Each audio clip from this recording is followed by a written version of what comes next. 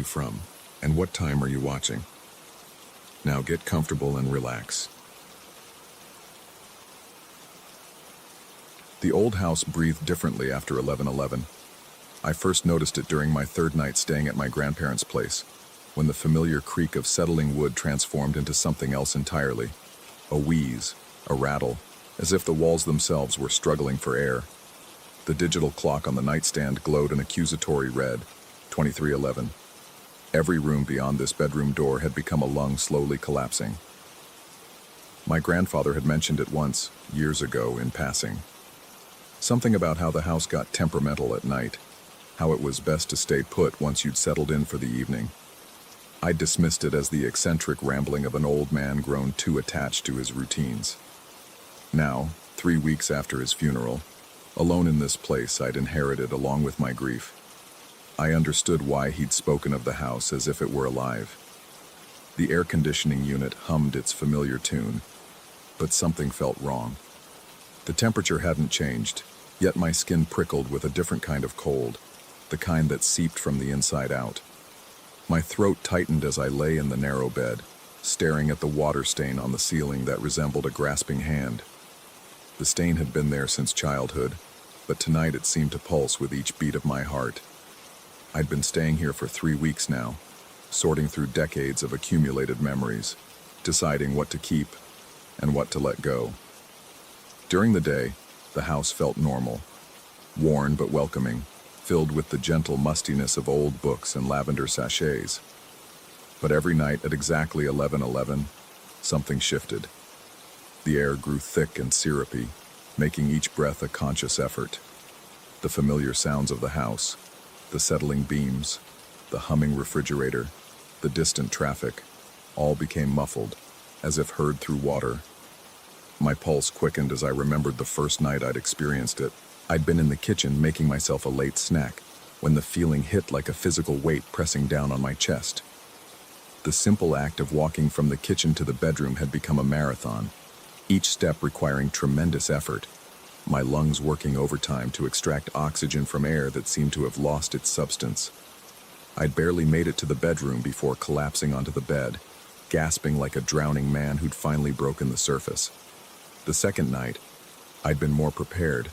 I'd made sure to be in the bedroom well before 11:11, watching the clock with the intensity of a bomb technician. As the minutes ticked over, I'd felt the change like a tide rolling in, subtle at first, then overwhelming. Even with the bedroom door closed, I could sense the heaviness settling over the rest of the house like a suffocating blanket. Tonight was different. Tonight, the curiosity that had always been my weakness was gnawing at me with renewed intensity. What exactly happened out there? Was it truly dangerous or just uncomfortable? My rational mind insisted it was probably just anxiety, grief manifesting in strange ways, my subconscious creating phantom symptoms to match my emotional state. But my body knew better. My body remembered the way my chest had constricted, how my vision had blurred at the edges, the metallic taste that had flooded my mouth as I'd struggled to breathe in that thickened air. The clock read 23:47 now. Whatever phenomenon gripped the house had been in effect for 36 minutes. My curiosity burned hotter than my fear, a dangerous combination that had gotten me into trouble more times than I could count. I told myself I would just crack the door open, just take a quick peek to see if there was anything visibly different about the hallway. My hand trembled as I reached for the doorknob. The brass was cold against my palm, colder than it should have been in the summer heat. I turned it slowly, wincing at the soft click of the mechanism engaging. The door opened barely an inch, and immediately I felt it, that crushing weight pressing against the narrow opening, trying to force its way into my sanctuary. The hallway looked normal. The same family photos lined the walls, the same worn carpet stretched toward the kitchen. But the air shimmered with an almost imperceptible density, like heat waves rising from summer asphalt. I held my breath and opened the door another inch. The pressure increased immediately. My chest began to tighten, that familiar sensation of my lungs forgetting how to function properly. I could taste copper on my tongue, and my vision started to tunnel at the edges. This was exactly what had happened the first 2 nights. but now I was experiencing it by choice, conducting my own twisted experiment. I slammed the door shut and leaned against it, my heart hammering against my ribs. Sweat beaded on my forehead despite the air conditioning, and my mouth had gone dry as parchment. But along with the fear, I felt something else, a perverse satisfaction. I'd proven to myself that it was real, whatever it was. This wasn't grief-induced hallucination or anxiety attacks. Something genuinely inexplicable was happening in this house every night. The next evening, I prepared more thoroughly. I positioned myself just inside the bedroom door, gathering my courage like armor. I'd spent the day researching everything I could find about unusual atmospheric phenomena, electromagnetic fields, even infrasound frequencies that could cause physical discomfort. None of it explained what I was experiencing, but the research had given me a framework, a way to approach this scientifically rather than surrendering to superstition. At 23:10, I stood with my hand on the doorknob, counting down the seconds. My heartbeat thundered in my ears, drowning out the house's normal nighttime symphony. When the digital clock flickered to 23:11, I felt the change immediately, even through the closed door. The air pressure in the bedroom shifted subtly, as if the house were holding its breath.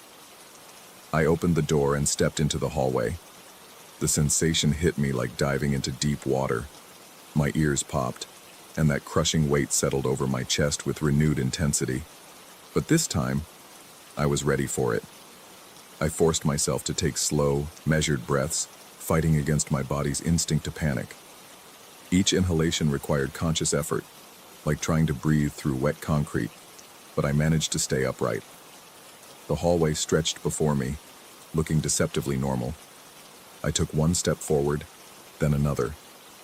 The pressure increased with each movement away from the bedroom, as if the house were warning me back. By the time I reached the living room entrance, my vision was swimming, and my legs felt like lead. But I could see into the living room now, and what I saw made my blood freeze. The furniture had moved. Not dramatically, just enough to be wrong. The coffee table sat at a slightly different angle. The armchair had rotated a few degrees toward the hallway, as if something had been sitting in it, watching the bedroom door. The television remote lay on the floor beside the couch, though I clearly remembered leaving it on the arm. My rational mind scrambled for explanations. Maybe I'd misremembered where everything was. Maybe the house settling had shifted things slightly. Maybe the cleaning lady I'd hired had moved items and forgotten to put them back exactly. But deep in my gut, I knew none of those explanations were true. The sofa, my grandfather's ancient brown leather monster that dominated the room, sat in its usual position against the far wall. Or at least, it appeared to. Something about its placement nagged at me, but I couldn't put my finger on what was different. I took another step into the room, fighting against the oppressive atmosphere that seemed to grow thicker with each passing second. My lungs burned, and sweat dripped down my spine despite the chill that had settled into my bones. The sensation of being watched intensified, making the hair on my neck stand at attention. That's when I noticed the gap. The sofa had moved forward. Just an inch, maybe less, but enough to create a narrow space between its back and the wall where none had existed before. In that gap, something glinted, a reflection of the streetlight filtering through the curtains, bouncing off what looked like glass or metal. My curiosity overrode my survival instincts. I forced myself deeper into the room, each step a monumental effort against the suffocating atmosphere. My heart felt like it might burst from the strain, and black spots danced at the periphery of my vision. But I had to know what was hidden behind that sofa. I was 3 feet away when it happened.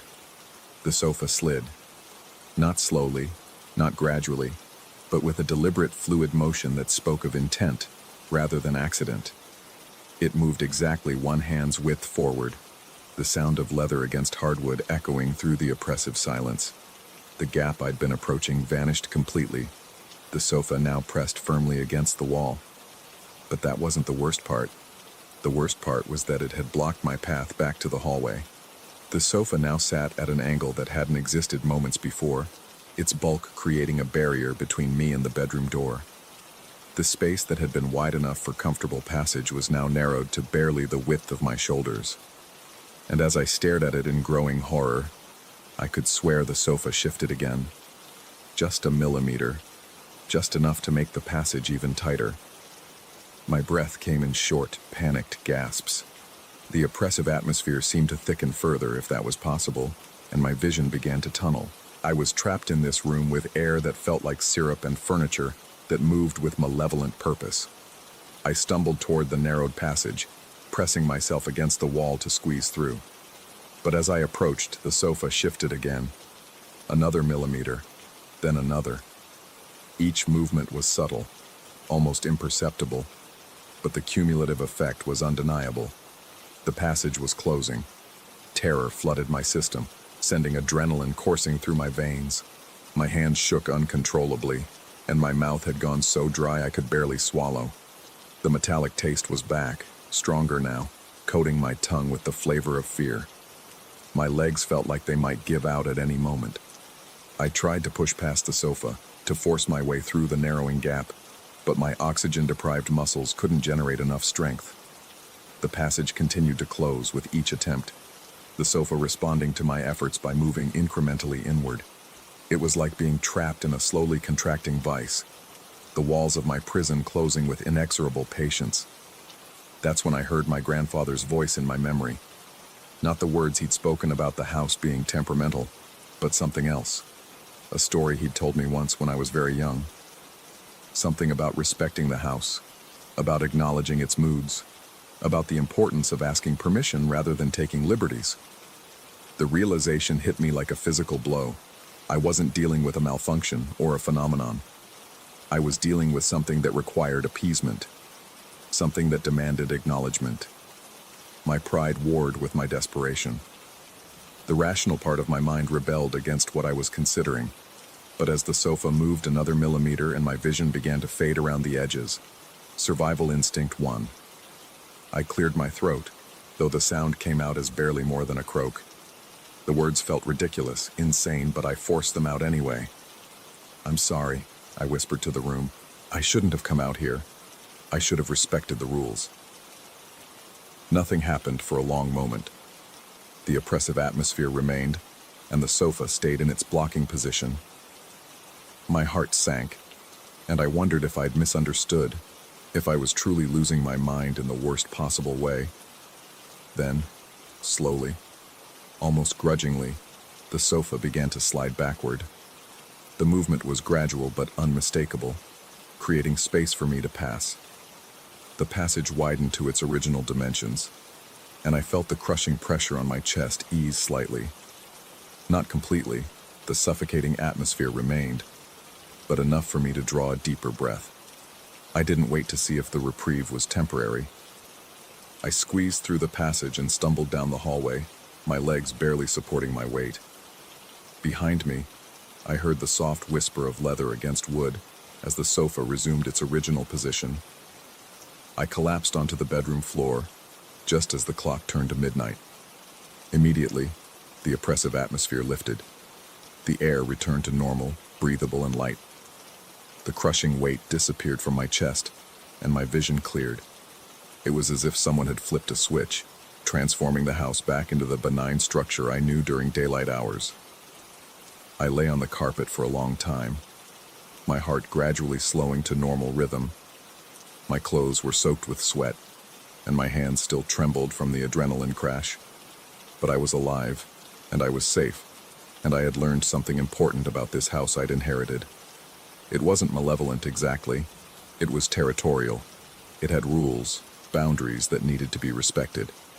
My grandfather had known this, had lived with it for decades, finding ways to coexist with whatever presence or force called this place home. The next morning, I found a journal tucked away in my grandfather's bedroom closet. The entries dated back 40 years, documenting his encounters with what he called the house's moods.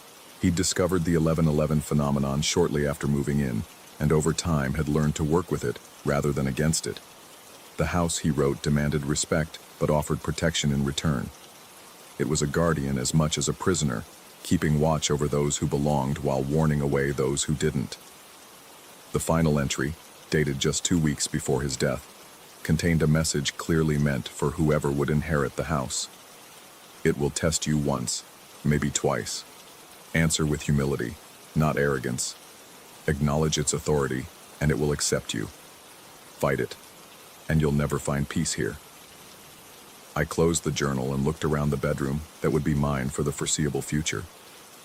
Outside, the morning sun streamed through the windows, making everything look normal and benign. But I knew that when night fell, when the clock struck 11:11, the house would transform again. The difference was that now I understood the rules. I would stay in the bedroom after 11:11, not because I was trapped, but because I was a guest who had learned proper etiquette. I would respect the house's nightly ritual, its need for solitude and space during those dark hours when whatever presence dwelled here held dominion. And in return, it would let me stay. As I made my breakfast in the kitchen that morning, I noticed the sofa had returned to its exact original position. The coffee table sat at its proper angle, the armchair faced the television, and the remote rested on the arm where I'd left it. Everything was as it should be, as if the previous night's encounter had been nothing more than a vivid dream. But the metallic taste lingered in my mouth, and my chest still ached from the strain of breathing that suffocating air. I knew what I'd experienced was real, just as I knew I would never again challenge the house's authority during those midnight hours. Some boundaries exist for good reason. Some rules are written in something deeper than ink, and some houses remember every slight, every transgression, until proper respect is finally shown. I had learned to apologize to the darkness, and the darkness, in its own way, had forgiven me. Story 2. The house keeps a calendar of its own, marking time not in days or months, but in manifestations that arrive with clockwork precision every October. I should have left after the first year, when I found him standing on the staircase. I should have run after the second, when the transparent cats began their endless prowling. But by the third year, when my dead grandmother started her perpetual muttering in the kitchen, I understood with crystalline clarity that leaving was no longer an option. The house had chosen me, and I had become part of its annual ritual. The first sign always came in September, a subtle shift in the air that made my skin crawl without reason. The house would settle differently, creaking in new patterns that seemed almost like whispered warnings. My pulse would quicken at sounds that had never bothered me before, the furnace clicking on, floorboards expanding in the morning heat, the ancient pipes groaning behind plaster walls. Everything felt wrong, charged with anticipation that made my stomach churn and my hands shake as I reached for my morning coffee. Year 1 introduced me to the man on the stairs. I first noticed him during a restless night in late October, when insomnia had driven me from my bed to pace the darkened hallway. The staircase descended into shadows so thick they seemed solid, and there he stood, motionless on the 7th step, his back turned toward me. My heart hammered against my ribs as I stared at his perfectly still form, dressed in what appeared to be a charcoal suit that absorbed the faint light filtering through the hall window. Sleep deprivation, I told myself. Stress from the new job, the recent move, the isolation of living alone in a house too large for one person. But when I blinked hard and looked again, he remained exactly where he stood, neither moving up nor down, simply existing in that liminal space between floors. My mouth went dry as I forced myself to call out, my voice cracking with nervous energy. The man didn't respond, didn't turn, didn't acknowledge my presence in any way. I stood frozen for what felt like hours, watching his unmoving silhouette until exhaustion finally drove me back to bed. When I checked again at dawn, the staircase was empty. For the remainder of October, he appeared nightly, always on the 7th step, always facing away, always wearing that same dark suit that seemed to drink light. My sleep became fractured, broken by the compulsive need to check the stairs. Dark circles formed under my eyes, and my hands developed a persistent tremor that made holding my coffee mug a challenge. Colleagues asked if I was feeling well, noting my haggard appearance and distracted demeanor. November 1st arrived like a reprieve. The man vanished as suddenly as he had appeared, leaving behind only the memory of his presence and the certainty that something fundamental had changed in my house. I convinced myself it had been an elaborate trick of light and shadow, a manifestation of stress and sleep deprivation. The rational explanation felt thin as tissue paper, but I clung to it with desperate determination. Winter passed peacefully. Spring brought new hope. I painted the walls, replaced the carpeting, filled the house with light and life. But as September of the second year approached, that familiar dread began building in my chest, a pressure that made breathing difficult and turned my appetite to ash. The transparent cats arrived right on schedule. They materialized in the periphery of my vision, translucent shapes that flickered like heat mirages at the edges of my sight.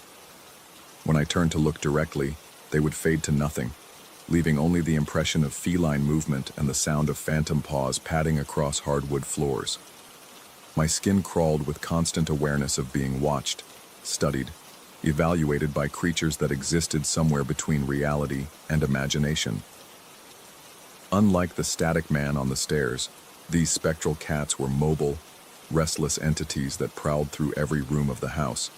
I would catch glimpses of them slinking around corners, leaping onto furniture that didn't react to their weight, weaving between my legs as I walked. Their presence was everywhere and nowhere, a constant assault on my peripheral vision that left me spinning in circles, chasing shadows that dissolved the moment I focused on them. The sensation of their ghostly fur brushing against my skin became unbearable. Phantom whiskers tickled my ankles, invisible bodies wound around my legs, and the soft pressure of paws walking across my chest woke me every night. My nerves frayed to breaking point as I jumped at every flicker of movement, every play of light across the walls. Coffee cups slipped from my shaking hands, and I found myself talking to empty rooms, pleading with unseen cats to leave me alone. Sleep became impossible. The transparent felines seemed most active in darkness, their barely visible forms creating a constant light show of movement that kept my eyes darting frantically around the room.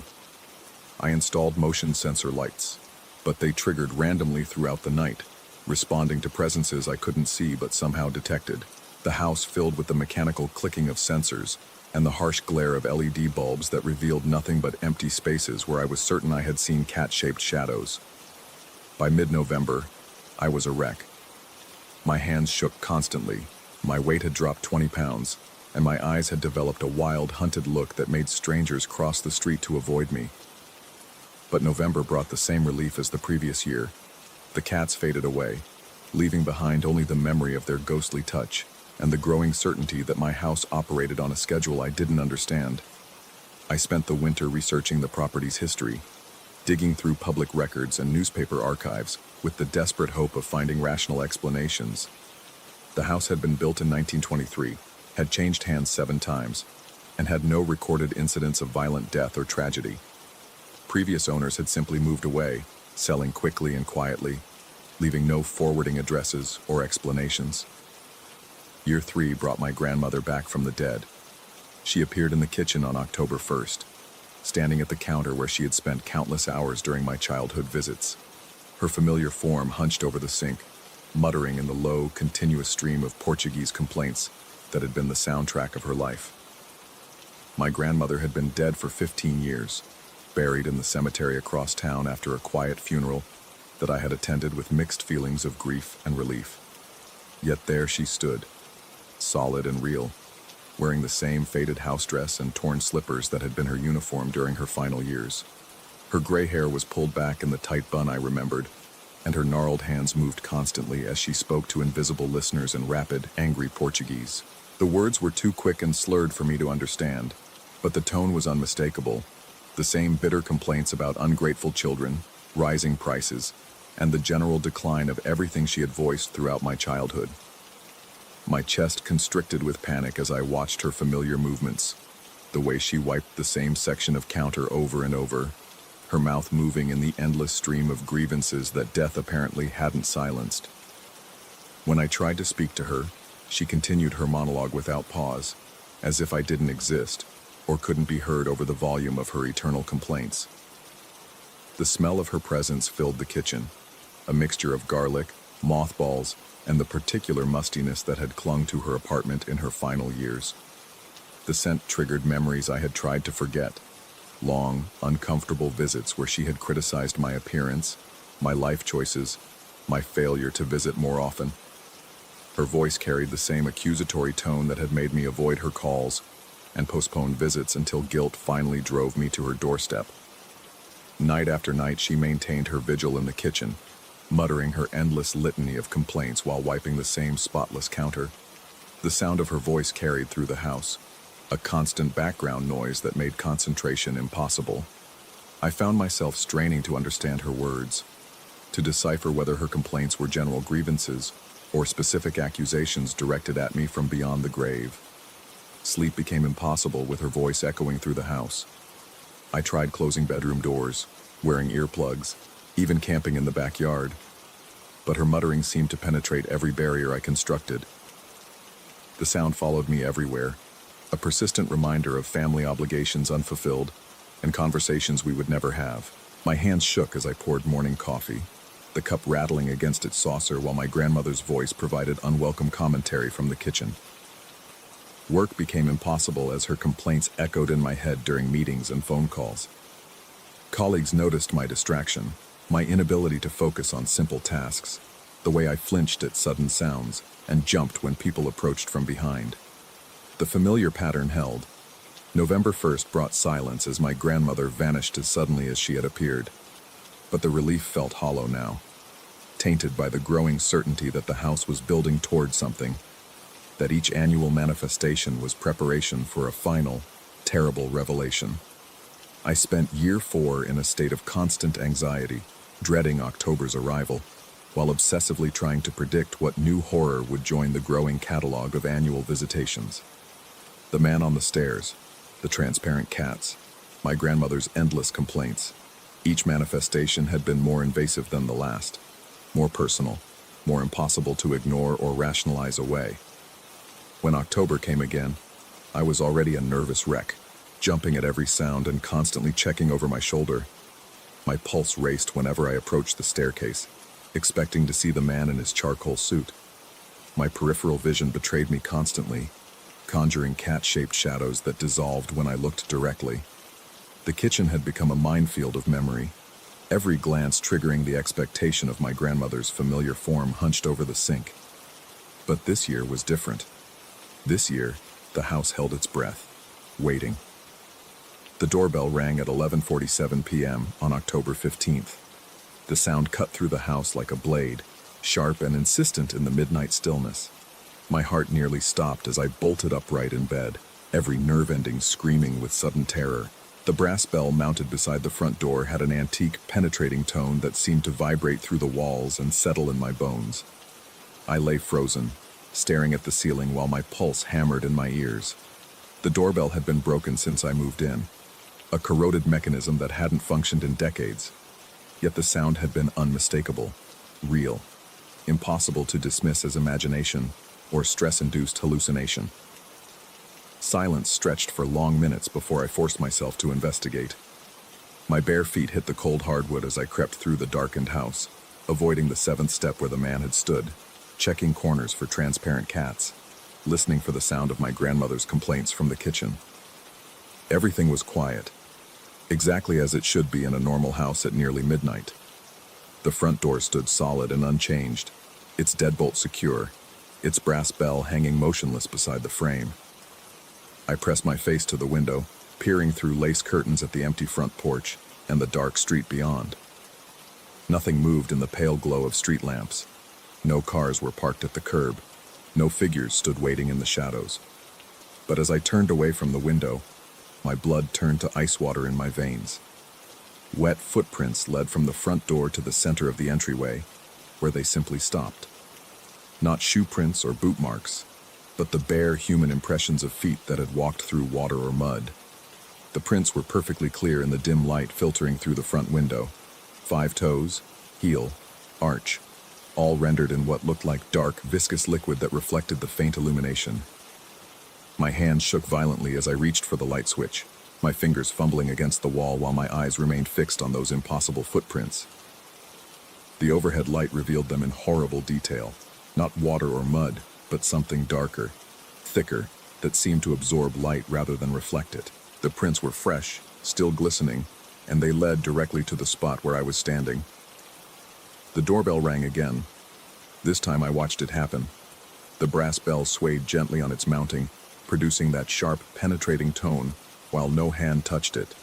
No finger pressed the button that should have been broken beyond repair. The sound echoed through the house, seeming to wake everything that had ever haunted these rooms. I could feel them stirring, the man on the stairs shifting his weight, the transparent cats beginning their restless prowling, my grandmother's voice rising from the kitchen in agitated Portuguese. But this time, I knew they weren't alone. Standing at the window, I pressed my face against the glass and strained to see through the darkness beyond the porch. The street lamps cast pools of sickly yellow light on empty pavement, and the neighboring houses sat dark and silent behind their drawn curtains. Nothing moved in the visible world, yet something was there. Something that could ring doorbells and leave wet footprints. Something that existed in the space between the annual manifestations that had plagued my house. Something that had been waiting for this moment, this recognition, this final understanding of what the house had been trying to tell me. The footprints began to multiply. As I watched in growing horror, new impressions appeared on the hardwood floor, not advancing toward me, but spreading outward in all directions like a crowd gathering for some terrible ceremony. Dozens of wet prints materialized around my feet, some large, some small, some misshapen in ways that suggested they might not be entirely human. The dark liquid that formed them seemed to pulse with its own life, flowing and shifting while maintaining the basic shape of feet that had never walked on earthly ground. My breath came in sharp, painful gasps as I backed away from the growing congregation of footprints, my own bare feet slipping on the hardwood as terror made my movements clumsy and desperate. The familiar sounds of my annual visitors grew louder. The man on the stairs began to turn. The transparent cats materialized fully visible. My grandmother's complaints rose to an angry shouting that echoed through every room. But these were no longer separate manifestations appearing according to the house's mysterious schedule.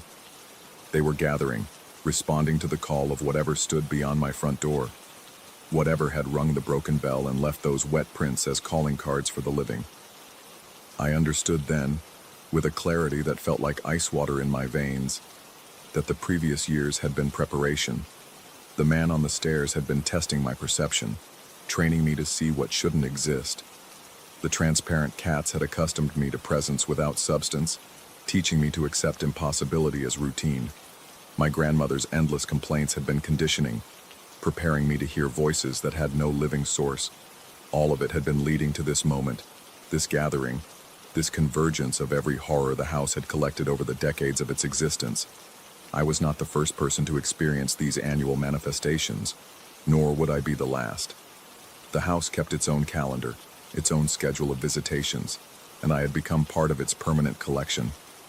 The doorbell rang a third time, and this time I knew I had to answer. Not because I wanted to, but because the choice was no longer mine to make. The wet footprints had surrounded me completely, forming a circle of dark impressions that seemed to pulse with anticipation. The man on the stairs had turned fully around, revealing a face that was somehow both familiar and impossible to remember. The transparent cats had arranged themselves like sentinels throughout the room, their barely visible forms creating a gauntlet I would have to pass through to reach the door. And from the kitchen, my grandmother's voice had changed from complaints to what sounded almost like encouragement, her Portuguese words taking on a rhythm that suggested instruction, guidance, welcome. My hand reached for the deadbolt without conscious decision, my fingers turning the mechanism while my mind screamed protests that my body ignored. The lock clicked open with a sound that seemed to echo through the house like a bell tolling, and I knew that whatever stood beyond the door had been waiting for this moment as long as I had been dreading it. The door swung open on its own. The porch was empty, exactly as it had appeared through the window. Empty and innocent and perfectly normal in every way, except for the presence I could feel standing just beyond the threshold, waiting for permission to enter that my opened door had just granted. The wet footprints on my floor began to steam, releasing vapors that carried the scent of rain and earth and something deeper, older, that might have been the smell of time itself. The house settled around me with sounds of satisfaction, creaking and sighing like something that had been holding its breath for far too long. I stepped back from the open door, but I didn't run. There was nowhere to go now. Nowhere that would be far enough from whatever had been calling the annual manifestations to my house. I was part of the collection now, part of the calendar, part of the schedule that would bring new visitors next October and the October after that. The door closed by itself with a gentle click, and the house fell silent except for the sound of my own ragged breathing and the distant settling of ancient wood. The wet footprints had dried to dark stains on the hardwood, permanent marks that would serve as evidence of this night for whoever came next. I walked back to my bedroom on unsteady legs, past the empty seventh step, through the now quiet kitchen, beyond the corners where transparent cats no longer prowled. The house felt different now, not haunted, but inhabited, complete, ready for next year's annual cycle to begin. In the morning, I would start making plans to leave, but I already knew they would come to nothing.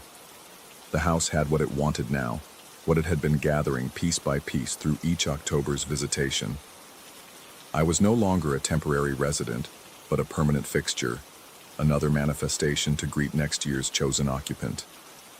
The thought should have terrified me, but instead it brought an odd sense of peace. The uncertainty was over, the dread finally justified and resolved. I knew my place now in the house's eternal calendar, and there was strange comfort in finally understanding the rules of a game I had been playing blindly for 4 long years. I closed my eyes and waited for sleep, knowing that tomorrow would bring new challenges, new responsibilities. After all, someone would need to train next year's resident, to prepare them for what was coming, to help them understand that some invitations once extended can never be withdrawn. The house kept its own time, and I had finally learned to read its calendar.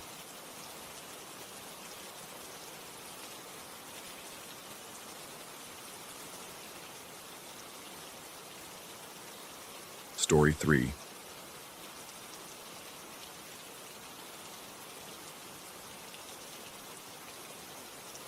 Some memories burn themselves into your mind with such intensity that they leave permanent scars on your psyche, festering wounds that never quite heal.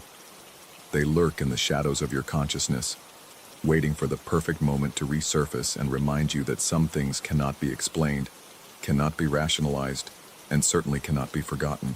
The house on Maple Street had been in my family for 3 generations, its weathered clapboard siding and creaking floors holding decades of accumulated secrets. When my grandmother passed last spring, I inherited not just the property but the responsibility of sorting through a lifetime of possessions that had gathered dust in every corner of the old Victorian. I'd been putting off the task for months, finding excuses to delay the inevitable return to a place I'd spent countless summers as a child. The house held too many memories, most of them pleasant, but one in particular that had haunted me for over 20 years. The October wind carried the scent of decay as I pulled into the overgrown driveway, fallen leaves crunching under my tires like brittle bones. The house loomed before me, its dark windows reflecting the overcast sky like empty eye sockets. I sat in my car for several minutes, my hands gripping the steering wheel as my heart hammered against my ribs with an intensity that surprised me.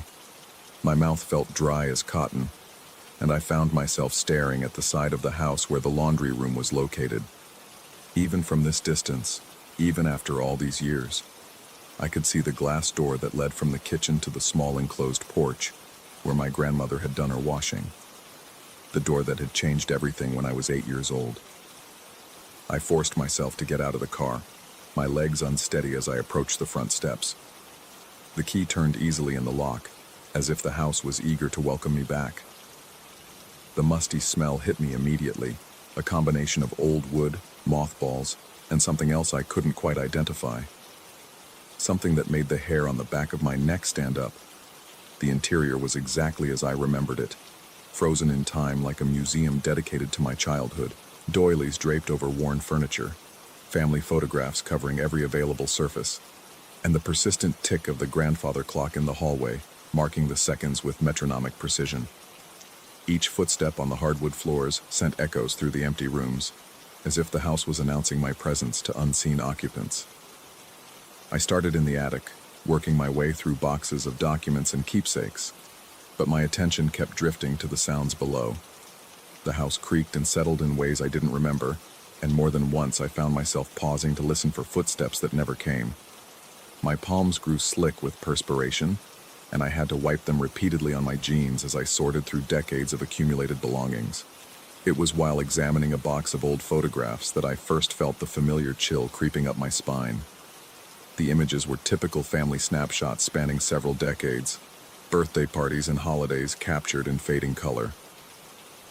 But as I worked through the chronologically arranged albums, I began to notice something that made my breath catch in my throat. In photograph after photograph taken in the kitchen, there was a consistent anomaly, a dark stain on the glass door of the laundry room that appeared in every image, regardless of when it was taken or who had captured it. The stain was roughly the size and shape of a human head, with wispy tendrils extending outward like smoke or flames frozen in time. My hands began to tremble as I spread the photographs across the dusty floor, arranging them by date. The stain appeared in images from the 1970s, the 1980s, the 1990s, and continued right up until the most recent photos from my grandmother's final years. It was always in the exact same position, always the same size and shape, as if something had burned itself permanently into the glass. The memory I'd tried so hard to suppress came flooding back with nauseating clarity. I was 8 years old, staying with my grandmother for the summer, helping her with household chores. I'd been in the kitchen, reaching for a glass of water, when I glanced toward the laundry room door. Through the glass, I saw a face. Not human, not entirely, but recognizable as such in the way that nightmares are recognizable as distorted versions of reality. The head was wreathed in flames that didn't seem to give off heat or light, tongues of fire that moved with liquid grace around features that shifted and blurred like smoke. But the smile was unmistakable, a wide, knowing grin that seemed to acknowledge my presence and find it amusing. I'd stood frozen for what felt like hours, but was probably only seconds, my young mind struggling to process what it was seeing. The thing tilted its head slightly, as if studying me, and the smile widened. Then it was gone, leaving only the faint impression of something burned into the glass. When I'd tried to tell my grandmother what I'd seen, she'd dismissed it as an overactive imagination, the product of too many scary movies and not enough sleep. But I'd known what I'd seen, and I'd spent the rest of that summer avoiding the kitchen whenever possible, especially after dark. Now, sitting on the attic floor surrounded by photographic evidence that I wasn't crazy, that something had indeed left its mark on that glass door, I felt my hands shaking uncontrollably. The familiar taste of copper filled my mouth, and I realized I'd been biting my lip hard enough to draw blood. I gathered the photographs with trembling fingers and made my way downstairs, each step feeling like a descent into something I wasn't prepared to face. The kitchen looked exactly as it had all those years ago.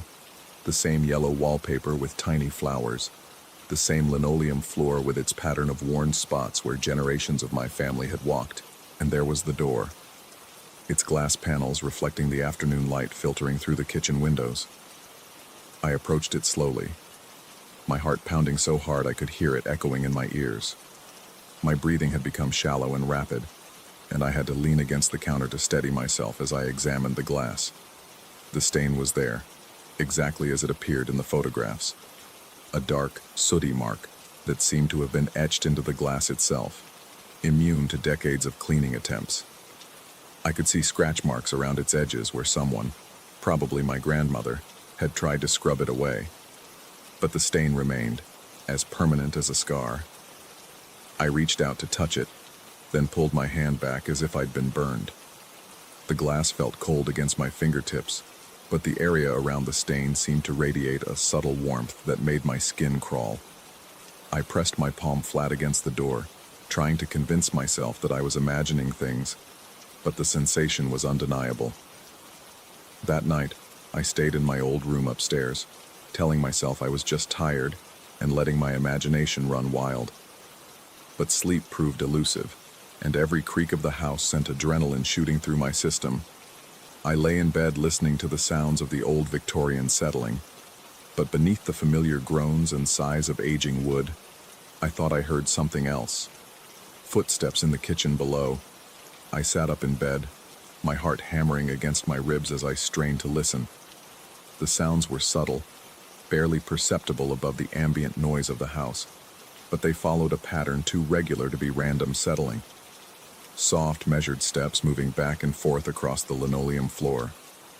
My mouth went completely dry, and I had to swallow several times before I could work up enough saliva to wet my lips. The logical part of my mind insisted that old houses made all kinds of noises, that I was hearing what I expected to hear rather than what was actually there, but my body knew better, flooding my system with enough adrenaline to make my hands shake and my vision blur around the edges. I forced myself to get up and investigate, though every instinct screamed at me to stay in bed and wait for morning. The hallway stretched before me like a tunnel, the darkness seeming to press in from all sides despite the moonlight filtering through the windows. Each step down the stairs felt like a betrayal of my own survival instincts. The kitchen was empty, bathed in pale silver light that made everything look ghostly and insubstantial. But the air felt different, charged with an energy that made the hair on my arms stand up. I moved toward the laundry room door, drawn by a compulsion I couldn't resist. The stain was glowing. Not with visible light, but with something else. Something that my eyes could perceive but my brain couldn't process. It pulsed with a rhythm that matched my accelerated heartbeat, as if it was somehow connected to my life force. I stumbled backward, my legs suddenly weak, and had to grab the edge of the counter to keep from falling. As I watched, the stain began to change. The dark edges flickered and danced, taking on the appearance of flames once again. The shape shifted and writhed, and gradually, features began to emerge from the chaotic patterns. The suggestion of eyes, hollow and burning. The curve of a mouth twisted into that same knowing smile I remembered from my childhood. My breathing became rapid and shallow, and black spots danced at the edges of my vision. I wanted to run, to flee from the house and never return, but my legs refused to obey. I could only stand there, paralyzed by terror, as the thing in the glass regarded me with obvious amusement. Then it spoke, not with words but directly into my mind, its voice like the crackle of burning wood and the whisper of smoke through empty rooms. It told me things, revealed secrets about my family that no one else knew, about my grandfather's death, which hadn't been the heart attack everyone believed, about my grandmother's final days, when she'd spoken to empty rooms and refused to enter the kitchen after dark. The revelations came in waves, each one more disturbing than the last, until I understood that the thing in the glass had been watching, waiting, feeding on the fear and secrets of everyone who'd lived in this house. It was part of the structure now, as integral to the building as the foundation or the walls. I don't know how long I stood there, trapped in that nightmarish communion. Time seemed to stretch and distort, minutes feeling like hours while hours compressed into heartbeats. But eventually, the sun began to rise, and the first pale light of dawn crept through the kitchen windows. The stain faded back to its dormant state, just a dark mark on old glass. But I knew it was still there, still watching, still waiting. The thing had shown me the truth, revealed the nature of what I'd inherited along with the house. I gathered my belongings with shaking hands and left that morning, abandoning the rest of my grandmother's possessions to gather dust for another generation. But I couldn't abandon the knowledge that had been forced into my mind, the understanding that some inheritances come with prices that can never be fully paid. The house still stands on Maple Street, waiting for the next member of my family to return. And sometimes, late at night when the wind is just right, I can feel it calling to me across the miles, reminding me that I can run, but I can never truly escape what burns in the glass of that laundry room door. The stain remains, patient and eternal, a window between worlds that someone in my bloodline will eventually have to face.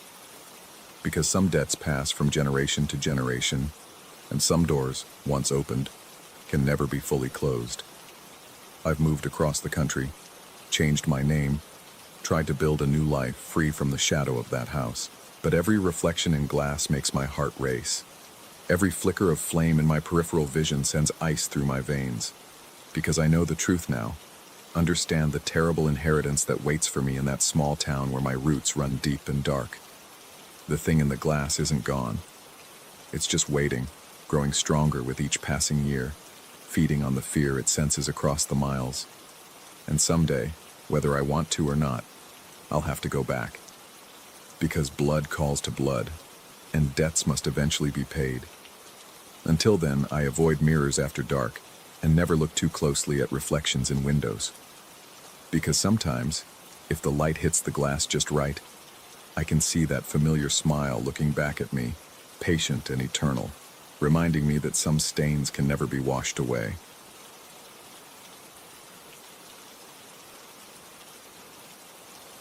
Story 4.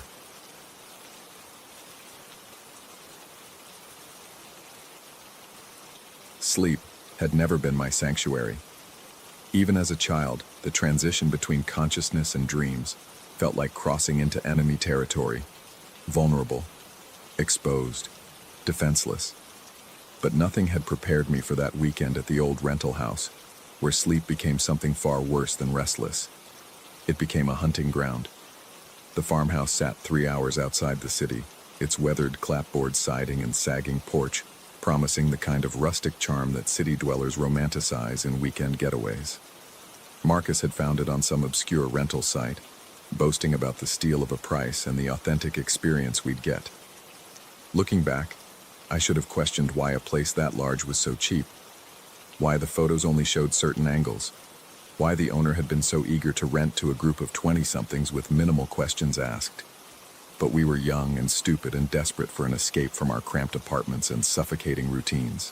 The four of us, Marcus, Jake, Danny, and myself, had been friends since college, and these quarterly getaways had become our ritual, our way of maintaining bonds that the real world seemed determined to fray. The house revealed its true nature the moment we stepped inside. The air hung thick and stale, carrying the musty sweetness of old wood and something else, something organic and wrong, like flowers left too long in stagnant water. The floorboards groaned under our feet with exaggerated protest, and the windows, yellowed with age and neglect, filtered the afternoon light into a sickly amber that made everything appear slightly jaundiced. We'd planned to rough it, sharing rooms like the old days. The master bedroom went to Marcus and Jake, while Danny and I claimed the smaller room at the end of the hall.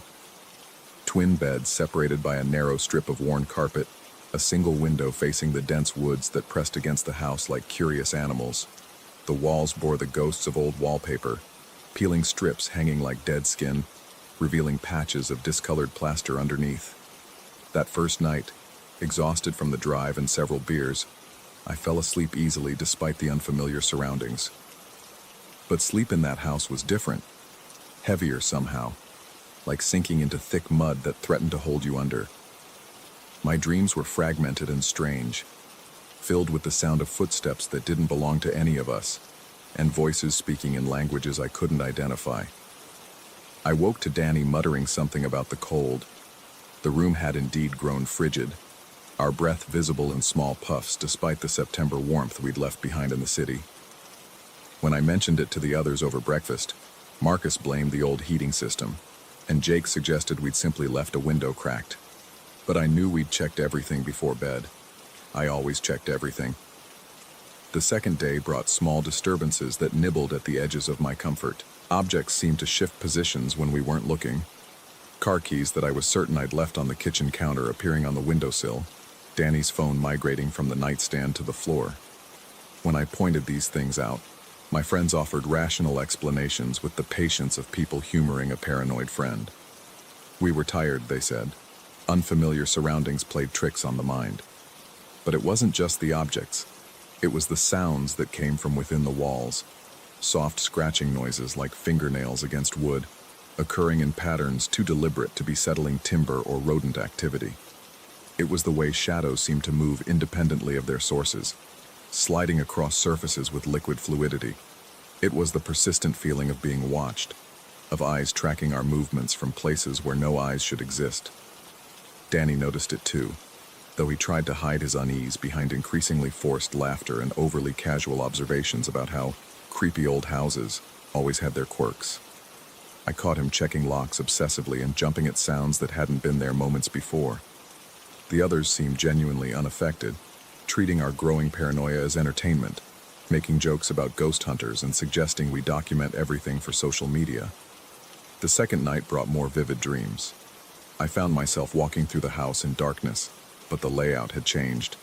Hallways stretched longer than they should, doors opened onto rooms that didn't exist, and everywhere I turned, I glimpsed movement in my peripheral vision, quick, furtive motions that vanished the moment I tried to focus on them. I woke with my heart hammering against my ribs, my body slick with cold sweat, and the absolute certainty that I hadn't been dreaming at all. Danny's bed was empty. I found him in the kitchen, standing motionless at the window that faced the woods. His posture was wrong, too rigid, too still, like a statue of a person rather than an actual human being. When I called his name, he turned with mechanical precision, his eyes unfocused and glassy. He told me he'd been watching something moving between the trees, something that walked upright but wasn't quite human. His voice carried no emotion, as if he were discussing the weather or commenting on the coffee. The way he spoke sent ice down my spine, but when I looked outside, I saw only darkness and the vague outlines of tree trunks. I managed to convince him to return to bed, though he moved with that same eerie precision, like a marionette being guided by invisible strings. He claimed no memory of the incident the next morning, insisting he'd slept through the night without disturbance. By the third day, the house felt actively hostile. The temperature fluctuations had become extreme and localized. We'd walk from stifling heat into pockets of Arctic cold within the span of a few steps. The scratching in the walls had evolved into more complex sounds, rhythmic tapping, muffled thuds, and occasionally what sounded like whispered conversations just below the threshold of comprehension. Marcus and Jake maintained their skepticism with increasing irritation, suggesting that Danny and I were feeding off each other's paranoia and ruining the weekend for everyone. Their dismissal felt genuine, which somehow made everything worse. Either they truly couldn't perceive what Danny and I were experiencing, or something was selectively targeting us.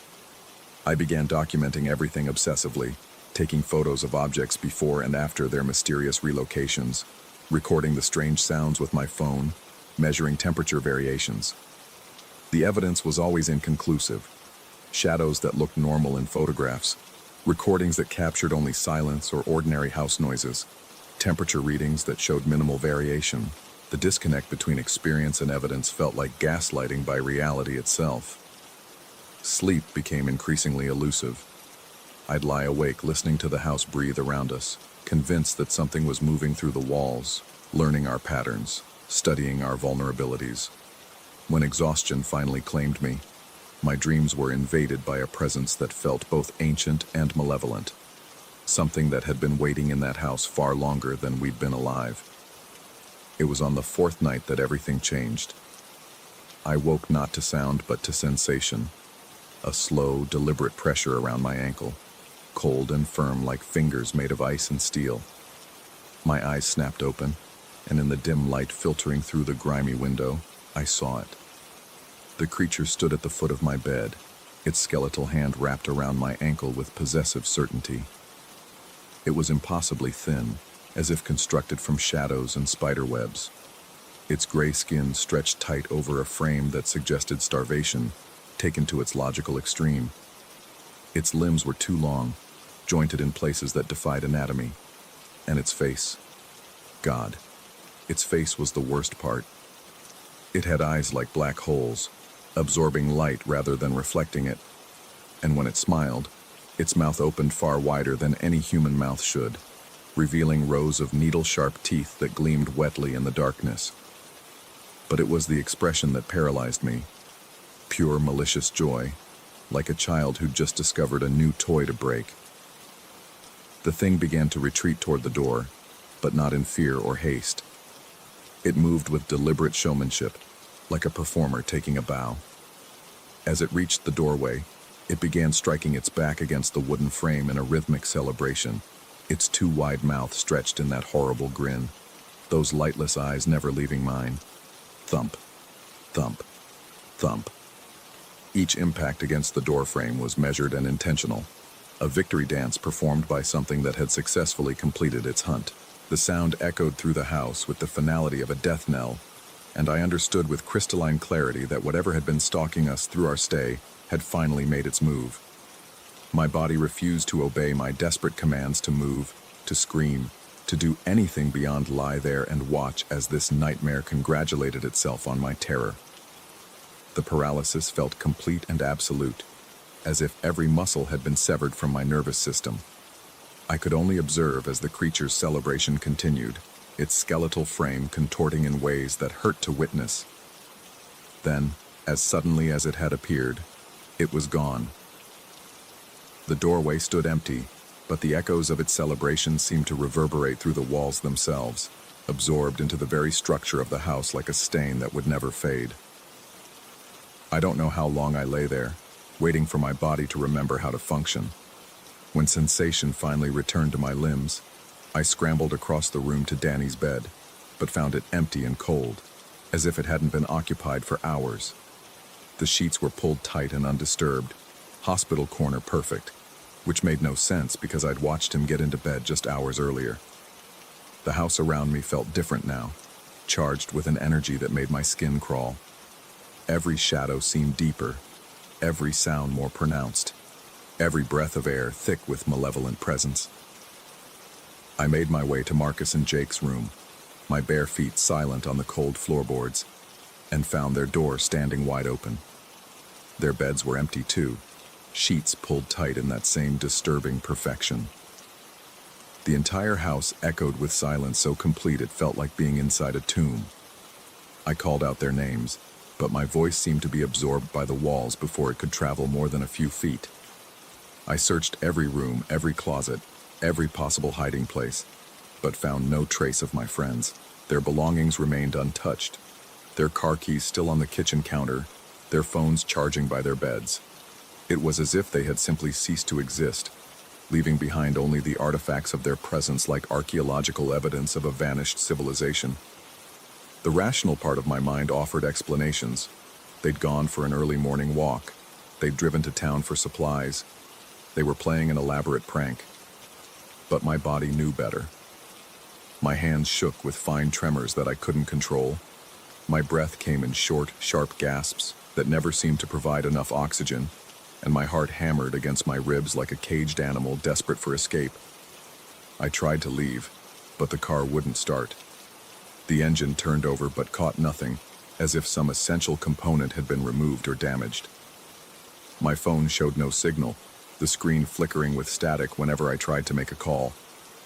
The landline we'd noticed on the kitchen wall produced only dead silence when I lifted the receiver.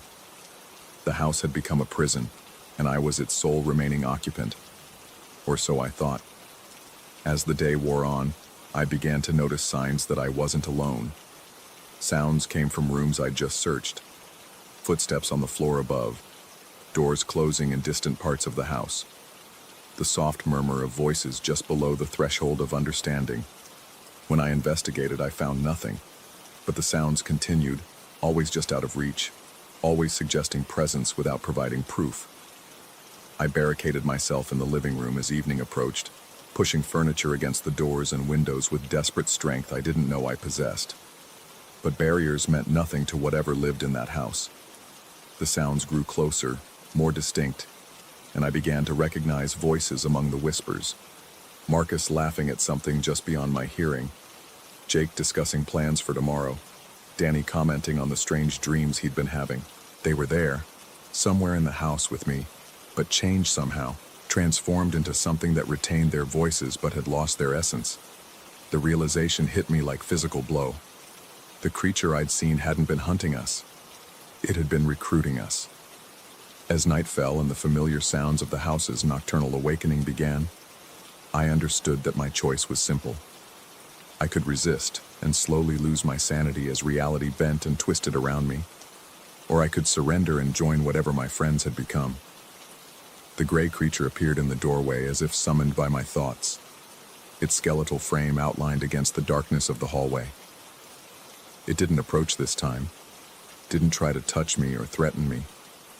It simply stood there, waiting, its too wide mouth curved in that predatory smile, its black hole eyes reflecting my terror back at me. Behind it I could see the shadows of my friends, their familiar silhouettes distorted but recognizable. They were beckoning to me, their voices calling my name with the warmth and affection I remembered, but underneath the familiarity was something else, something hungry and inhuman that wore their faces like masks. I realized then that the gray creature's celebration hadn't been about catching me. It had been about completing its collection, about adding the final piece to some horrible puzzle that it had been assembling for far longer than I could comprehend. The thing that had been Marcus stepped forward, its voice carrying the exact intonation and cadence I remembered, speaking about how wonderful it was here, how free they all felt, how I should stop fighting and join them. But its eyes were the same lightless voids as the gray creatures, and when it smiled, I saw those same needle-sharp teeth gleaming in the darkness. I don't remember making the decision to run. One moment I was staring into those familiar yet alien faces, and the next I was crashing through the barricaded window, glass shards cutting my arms and face as I tumbled onto the porch. The woods beckoned with promise of escape, but I could hear them following, not running, but walking with measured steps, confident in their ability to find me no matter where I hid. I ran through the darkness, branches tearing at my clothes and skin, my bare feet finding every sharp stone and twisted root in my path. Behind me, their voices called my name with patient persistence, never growing distant, never fading, as if the forest itself was carrying their words to my ears. I don't know how long I ran or how I finally found the road. When the headlights of a passing truck caught me in their glare, I must have looked like something from a nightmare, blood-covered, wild-eyed, stumbling along the asphalt in torn pajamas. The driver took me to the nearest hospital, where I spent 3 days under observation while police investigated my story. They found the house empty and undisturbed. No signs of struggle, no evidence of foul play, no trace of my friends except for their belongings, which remained exactly where they'd been left. The official report concluded that Marcus, Jake, and Danny had abandoned me after some kind of prank gone wrong, though it couldn't explain why they'd left their wallets, phones, and car behind. I know better. Sometimes in the space between sleep and waking, I can still hear their voices calling my name. They sound so much like my friends that I almost answer, almost give in to the temptation to join them in whatever they've become. But then I remember the gray creature's celebration, the way it struck its back against the doorframe in triumphant rhythm, and I force myself fully awake. The house still stands according to property records. It's been rented dozens of times since our visit, always to groups of friends looking for a weekend escape, always at that same impossibly low price. I've tried to warn people, tried to contact rental sites and local authorities, but my reputation as someone who abandoned his friends and suffered a psychotic break makes my warnings easy to dismiss. I live alone now, in a studio apartment on the 10th floor of a building where every wall is shared with neighbors, where I'm never truly isolated, never completely alone. I check locks obsessively and sleep with every light in the apartment burning bright. I've developed rituals and safeguards, ways to anchor myself to reality when the whispers start. But they're getting stronger, more insistent. And sometimes, in the reflection of my bathroom mirror or the dark surface of my television screen, I catch glimpses of movement that shouldn't be there, skeletal figures dancing in celebration, and familiar faces watching me with eyes like black holes, waiting for the moment when my defenses finally crumble. The gray creature got what it wanted that night. It collected my friends and added them to its menagerie of willing servants. But it left me behind for a reason, and I'm beginning to understand what that reason might be. I'm not the one who got away.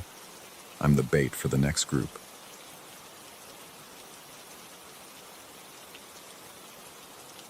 Story 5. Some streets swallow sound differently after dark. Maple Avenue was one of those streets, the kind where footsteps echoed too long and shadows seemed to breathe with a life of their own. I'd walked this route every evening for 3 months, yet tonight felt different. The air hung thick with the promise of something wrong, something that made my skin crawl before I even understood why. The routine had become sacred to me. Every day at exactly 6:15, I'd leave the office and take the long way home down Maple Avenue. It wasn't the fastest route. That would have been the main road with its honking traffic and fluorescent lit storefronts. But I preferred the quiet residential stretch, the rows of modest houses with their small front yards and the kind of silence that let me decompress from another day of corporate numbness. That's where I first noticed him. The house sat third from the corner, distinguished by nothing except its ordinariness. Faded blue siding, a chain-link fence that had seen better decades, and a side window that faced directly onto the sidewalk. Through that window, every single evening, I could see him washing dishes. At first, it seemed unremarkable. A middle-aged man in a gray shirt, standing at what must have been his kitchen sink, methodically scrubbing plates and cups. His movements were precise, almost ritualistic. Lift the dish, scrub in circular motions, rinse, place in the drying rack. The same sequence performed with the dedication of a monk at prayer. I found myself looking forward to seeing him. There was something oddly comforting about the consistency, the proof that somewhere in this chaotic world, someone maintained their small corner of order. Week after week, as autumn deepened into early winter, he was always there, always washing, always following the same mechanical pattern. But gradually, I began to notice things that made my steps slow as I approached his window. The first peculiarity was the timing. No matter what time I walked by, whether I left work early at 5:30 or stayed late until 7, he was always washing dishes. Always in the middle of his routine, never beginning, never finishing. It struck me as odd that anyone would have such a perfectly timed schedule, or that anyone would have quite so many dishes to wash on a daily basis. The second thing I noticed was his posture. He never looked up, never glanced around, never exhibited any of the small, unconscious movements people make when they think they're alone. His focus on the dishes was absolute, unwavering, almost supernatural in its intensity. I'd seen people concentrate before, but this was different. This was the kind of focus that suggested nothing else in the world existed. Then came the evening when I realized he was always washing the same plate. I'd slowed my pace without thinking about it, drawn by some instinct I couldn't name. The streetlight cast just enough illumination through his window for me to see the dish in his hands, a white ceramic plate with a thin blue border. As I watched, he scrubbed it with the same circular motions, lifted it to inspect it, then returned it to the soapy water to begin again. The same plate, the same motions, over and over. My heart began beating faster than it should have. There was something deeply wrong about watching someone trapped in such a perfect loop, something that made my mouth go dry and my palms sweat. I forced myself to keep walking, but the image burned in my mind for the rest of the evening. The next night, I told myself I wouldn't look. I'd walk past quickly, eyes straight ahead, and put the strange man out of my thoughts entirely. But as I approached the house, my gaze was drawn to the window like iron to a magnet. He was there, of course, still washing, still focused with that unsettling intensity. But tonight, something was different. Tonight, he was smiling. It wasn't a pleasant smile. It was the kind of expression that looked more like a grimace stretched across his face, all teeth and no warmth. His lips were pulled back far enough to show his gums, and his eyes, what I could see of them in profile, seemed too wide, too bright. He scrubbed the plate with the same mechanical motions, but that horrible smile never wavered. I actually stumbled on the sidewalk, and had to catch myself against a telephone pole. My hands were shaking as I pressed my palms against the cold metal, trying to steady myself. When I looked back at the window, his head had turned slightly in my direction. Not fully, not enough to see me clearly, but enough that I could make out more of that twisted smile, enough to see that his eyes were indeed too wide, too bright, too focused. He wasn't looking at me, not exactly, but he was aware of my presence in a way that made every nerve in my body scream at me to run. Instead, I walked, quickly. My breathing had become shallow and rapid, each exhale forming small clouds in the cold air. Behind me, I could feel his attention like a weight between my shoulder blades, heavy and warm and completely wrong. For the next few days, I took a different route home, but avoidance only made the obsession worse. I found myself thinking about him during meetings, during lunch, during the commute to work. The image of that smile haunted me, and worse than that was the growing certainty that I'd somehow become part of his routine, just as he'd become part of mine. The thought made me feel sick, dizzy with a fear I couldn't rationally explain. When I finally returned to Maple Avenue, it was almost a week later. I told myself I needed to prove that my imagination had run away with me, that I'd blown a perfectly innocent situation out of proportion. People smiled while doing household chores all the time. There was nothing sinister about washing dishes, no matter how many times someone might scrub the same plate. But as I approached his house, my body betrayed me. My heart rate spiked, my palms grew slick with sweat, and my mouth became so dry I could barely swallow. Every instinct I possessed was screaming at me to turn around, to run, to never come down this street again. He was there. Of course he was there. But tonight, the smile was gone. Tonight his head was turned toward the window, toward me, and his eyes were locked on mine with an intensity that made my vision blur around the edges. He wasn't washing anymore. The plate hung forgotten in his hands, dripping soapy water onto what must have been his kitchen floor. His entire body was oriented toward the window, toward me, and his mouth was moving. I couldn't hear what he was saying through the glass, but I could see his lips forming words. Over and over, the same phrase repeated with increasing urgency. His eyes never left mine, never blinked, never showed any recognition of me as a human being rather than an object of fascination. My legs felt like water. I wanted to run, but my body wouldn't obey. I could only stand there, frozen on the sidewalk, watching him mouth his silent words while his stare burned into me like acid. Time seemed to stretch and distort, seconds feeling like hours, until finally, I managed to force my feet to move. I walked past his house quickly, my entire body shaking with adrenaline and terror. But I could feel him watching me go, could sense his attention following me down the street like a searchlight. When I finally reached the corner and turned onto the main road, I allowed myself to look back. He was no longer at the window. The kitchen appeared empty, just a sink full of soapy water catching the reflection of the streetlight. But somehow, that was worse than seeing him there. Where had he gone? What was he doing? Was he still watching me from somewhere I couldn't see? I ran the rest of the way home. That night, I barely slept. Every shadow in my apartment seemed to move. Every creak of the building settling sounded like footsteps. I kept thinking about his eyes, about the way they'd locked onto mine with such predatory focus. I'd felt like prey, like something being studied and evaluated by a predator deciding when to strike. The next evening I took a taxi home, and the evening after that. For almost 2 weeks I avoided Maple Avenue entirely, taking various routes that added time and money to my commute but kept me away from that house, away from him. But avoidance wasn't sustainable. The taxi rides were expensive, and the alternative routes took me through parts of the city I liked even less than I'd grown to fear Maple Avenue. Eventually, reluctantly, I convinced myself that I was being ridiculous. The man was probably harmless, probably didn't even remember seeing me. My imagination had inflated a few uncomfortable moments into something far more sinister than reality warranted.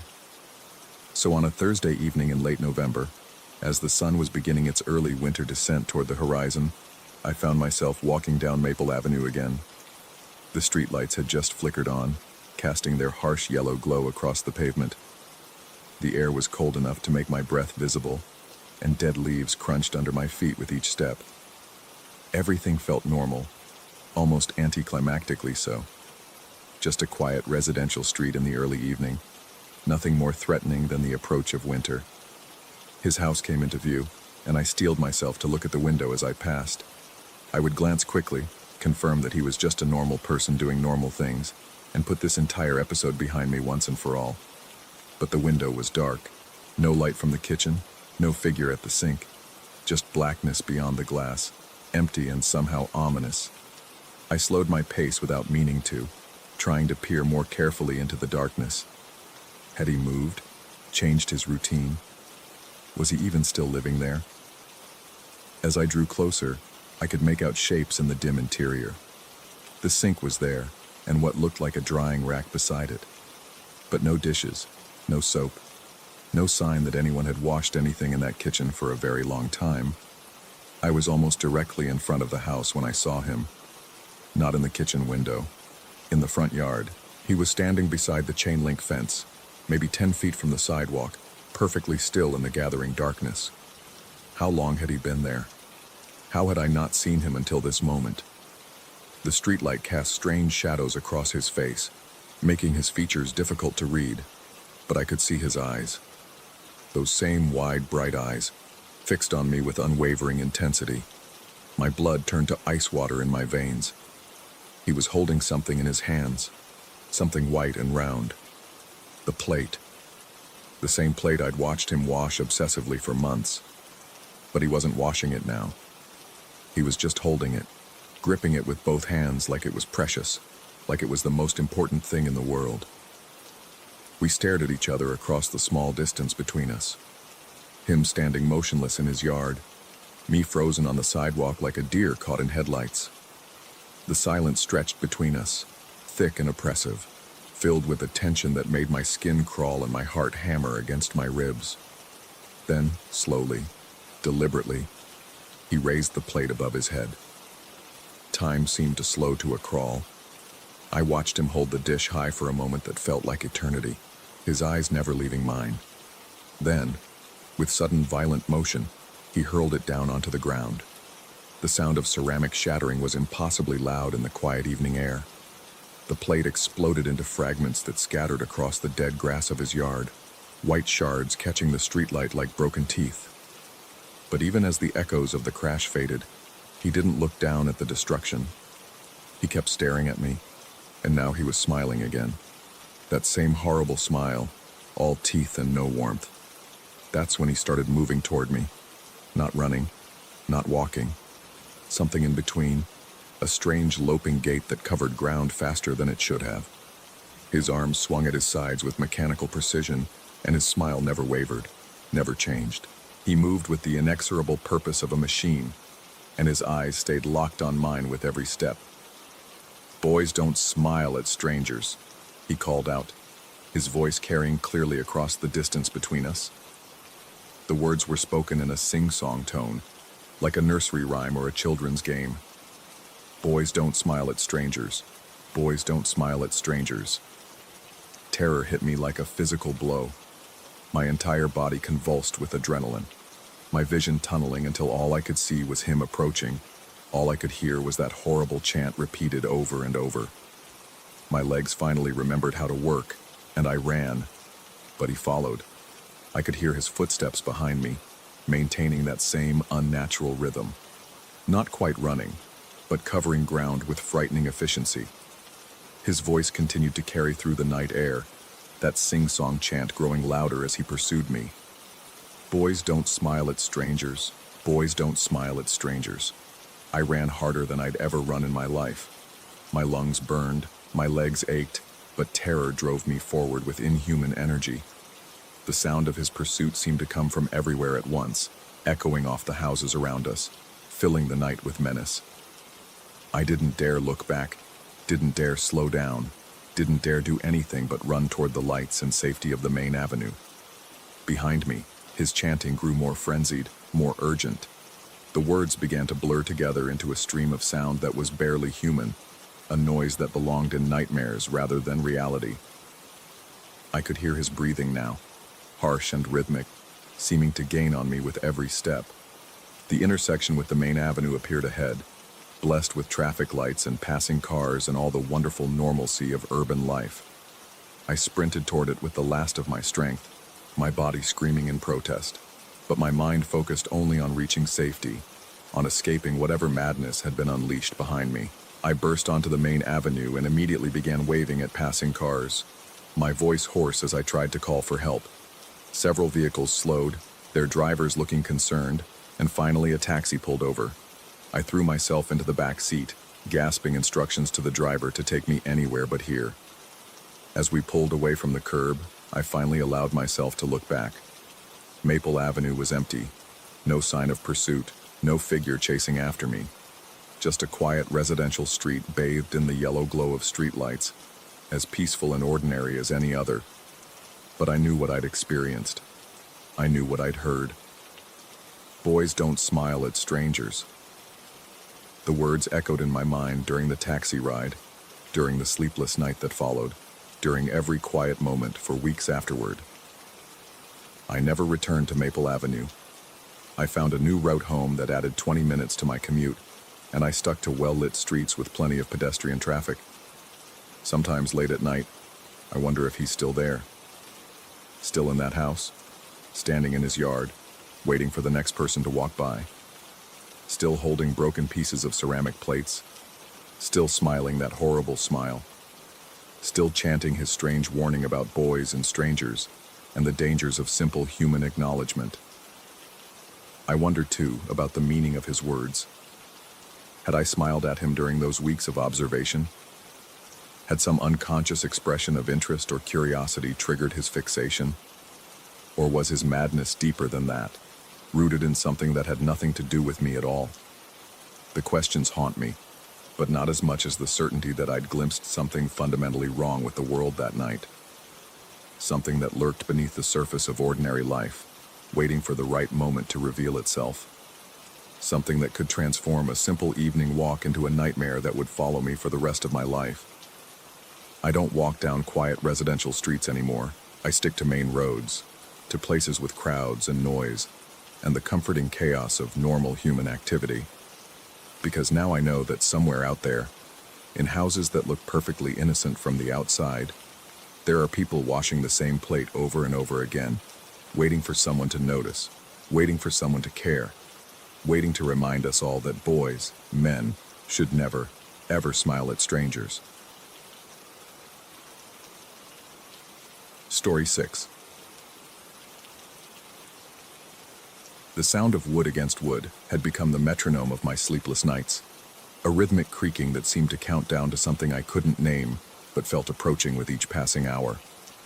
I first noticed Mr. Garrison 3 weeks after moving into the small rental house on Elm Street. The neighborhood was quiet, the kind of place where retirees tended their gardens and young families walked their dogs at predictable hours. My bedroom window faced his backyard, and from my second-floor vantage point, I could see directly into his screened porch where he spent his evenings. At first, it seemed innocent enough.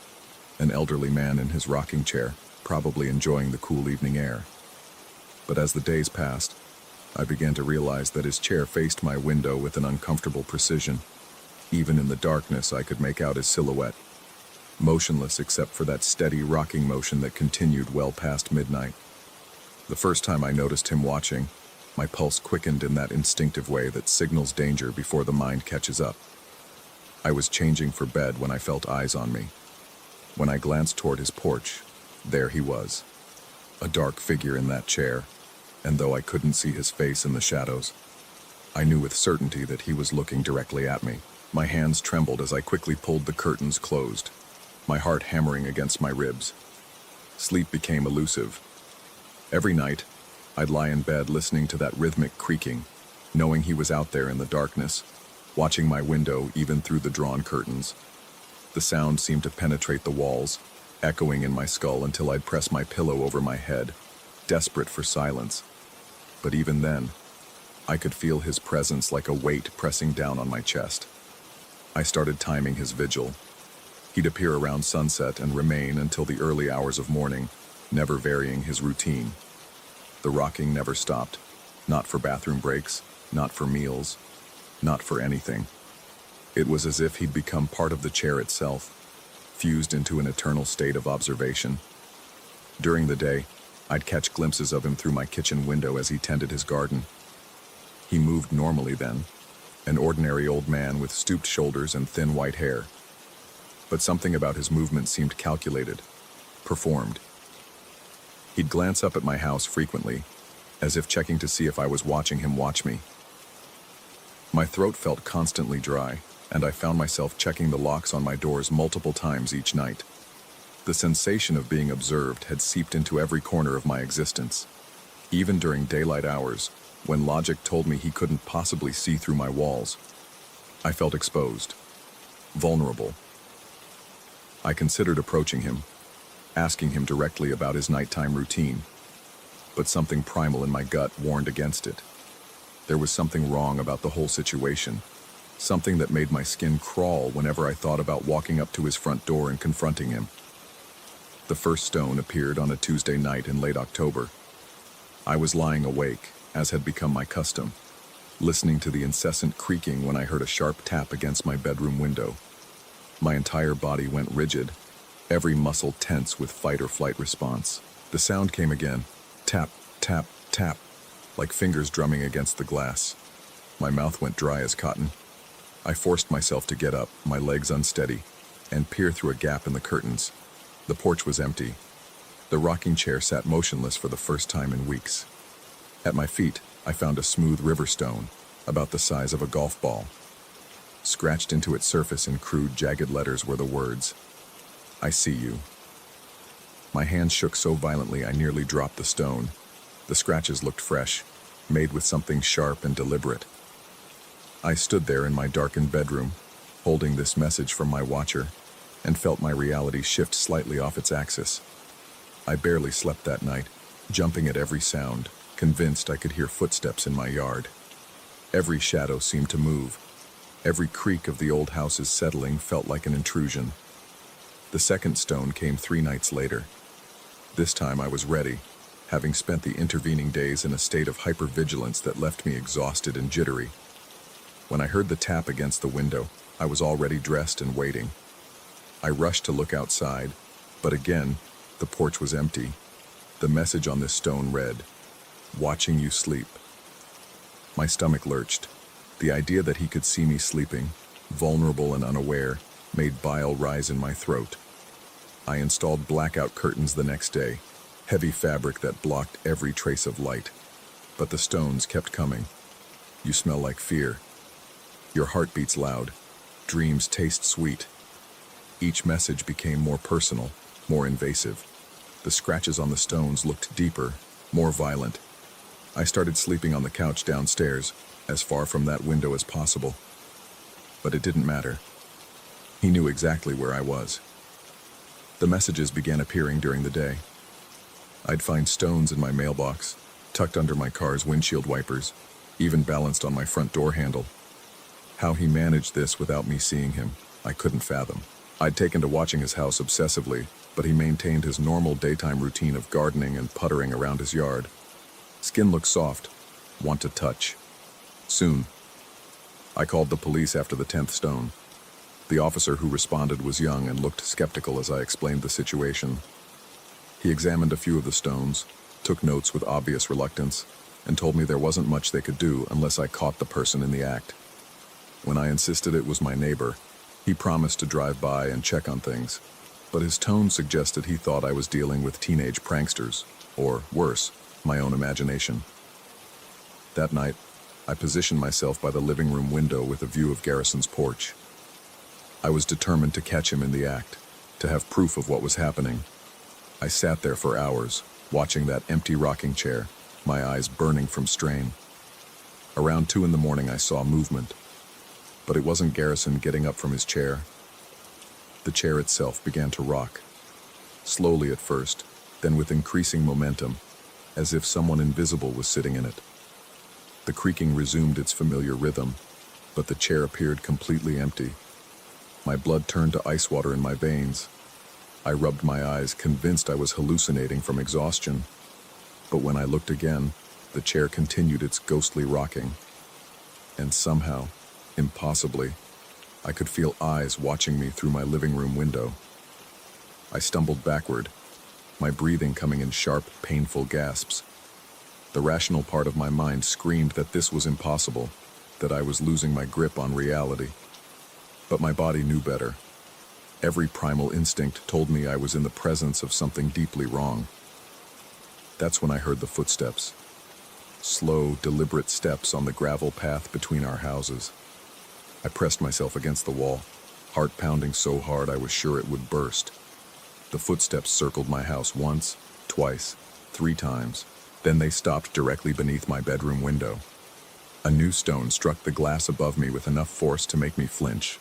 Then another, and another. A steady rain of stones, each one carrying a message I was too terrified to read. I spent the rest of the night huddled in my bathroom, the only room in the house without exterior windows. My whole body shook with uncontrollable tremors, and my teeth chattered despite the warm October air. By morning, 17 stones were scattered across my bedroom floor. The messages had changed. Instead of threats or observations, they now carried instructions. Come outside. Meet me. Time to play. Don't be afraid. I'm waiting. I packed a bag that morning and checked into a motel across town. But distance brought no relief. The stones found me there too. The desk clerk looked puzzled when I asked him about them, claiming no one had been to my room. Yet there they were on my nightstand when I returned from dinner. Can't run. I follow. Always watching. I drove back to my house the next morning, defeated and desperate. I needed to end this, whatever it was. The alternative was losing my mind completely. I'd stopped eating, stopped sleeping properly. My hands shook constantly, and I jumped at every shadow. Garrison's house looked normal in the daylight. His garden was well tended, his windows clean, his porch swept. I forced myself to walk up to his front door, my legs weak with terror but my resolve firm. I needed answers. I knocked and waited. No response. I knocked again, harder this time, and called out his name. Still nothing. I tried the door handle and found it unlocked. The house smelled of decay and old newspapers. Dust particles danced in the afternoon sunlight streaming through dirty windows. I called out again, my voice echoing in the empty rooms. No one answered. I found him in the back bedroom, in a hospital bed that hadn't been there when I'd observed the house from outside. Garrison lay motionless under a thin white sheet, his skin gray and waxy. Tubes ran from his nose and mouth to machines that had long since stopped humming. According to the medical chart at the foot of his bed, he'd been in a vegetative state for 6 months. My legs gave out. I sank into the chair beside his bed, my mind reeling. If Garrison had been catatonic for 6 months, then who had been sitting in that rocking chair? Who had been throwing stones with those disturbing messages? That's when I noticed the stones. They covered every surface in the room, the nightstand, the dresser, the windowsill, even scattered across the floor. Hundreds of them, each one scratched with the same jagged handwriting I'd come to dread. But these messages were different. Help me. Trapped. Can't wake up. So cold. Please. The room suddenly felt frigid, and I could see my breath misting in the air. The machines beside Garrison's bed flickered to life for a moment, displaying vital signs before going dark again. His eyes opened. They fixed on me with desperate intensity, and his mouth moved silently, forming words I couldn't hear but somehow understood. He was trying to tell me something, to warn me about something. The stones around the room began to vibrate, creating a low humming sound that seemed to come from inside my head. Then I understood. Garrison wasn't throwing the stones. Something else was. Something that had been feeding off his catatonic state, using his helpless body as an anchor to this world. And now it had noticed me noticing it. The temperature in the room plummeted further. The stones began to move on their own, sliding across surfaces and gathering in the center of the room. They arranged themselves into patterns, forming letters, spelling out a message that made my blood freeze. Your turn now. I ran. I ran faster than I'd ever run in my life, bursting through the front door and not stopping until I reached my car. But as I fumbled with my keys, I could feel it following me, that presence that had been masquerading as my neighbor's attention. The stones started again that night, but now I understood their true nature.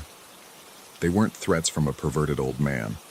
They were cries for help from someone trapped in a nightmare, and warnings about something ancient and hungry that had found a new target. I left town the next morning and never returned. But sometimes, in hotels and apartments hundreds of miles away, I still find stones on my windowsill. The messages have changed again. Still watching. Getting closer. Found you.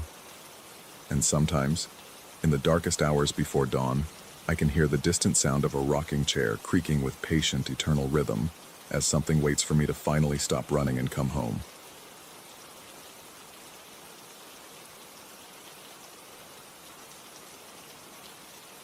Story 7.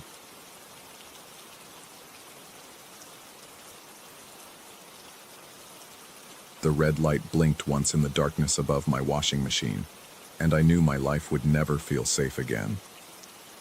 It started on a Tuesday night when the fluorescent lights in the basement laundry room flickered and died, leaving me to finish my wash cycle in the pale glow from the hallway.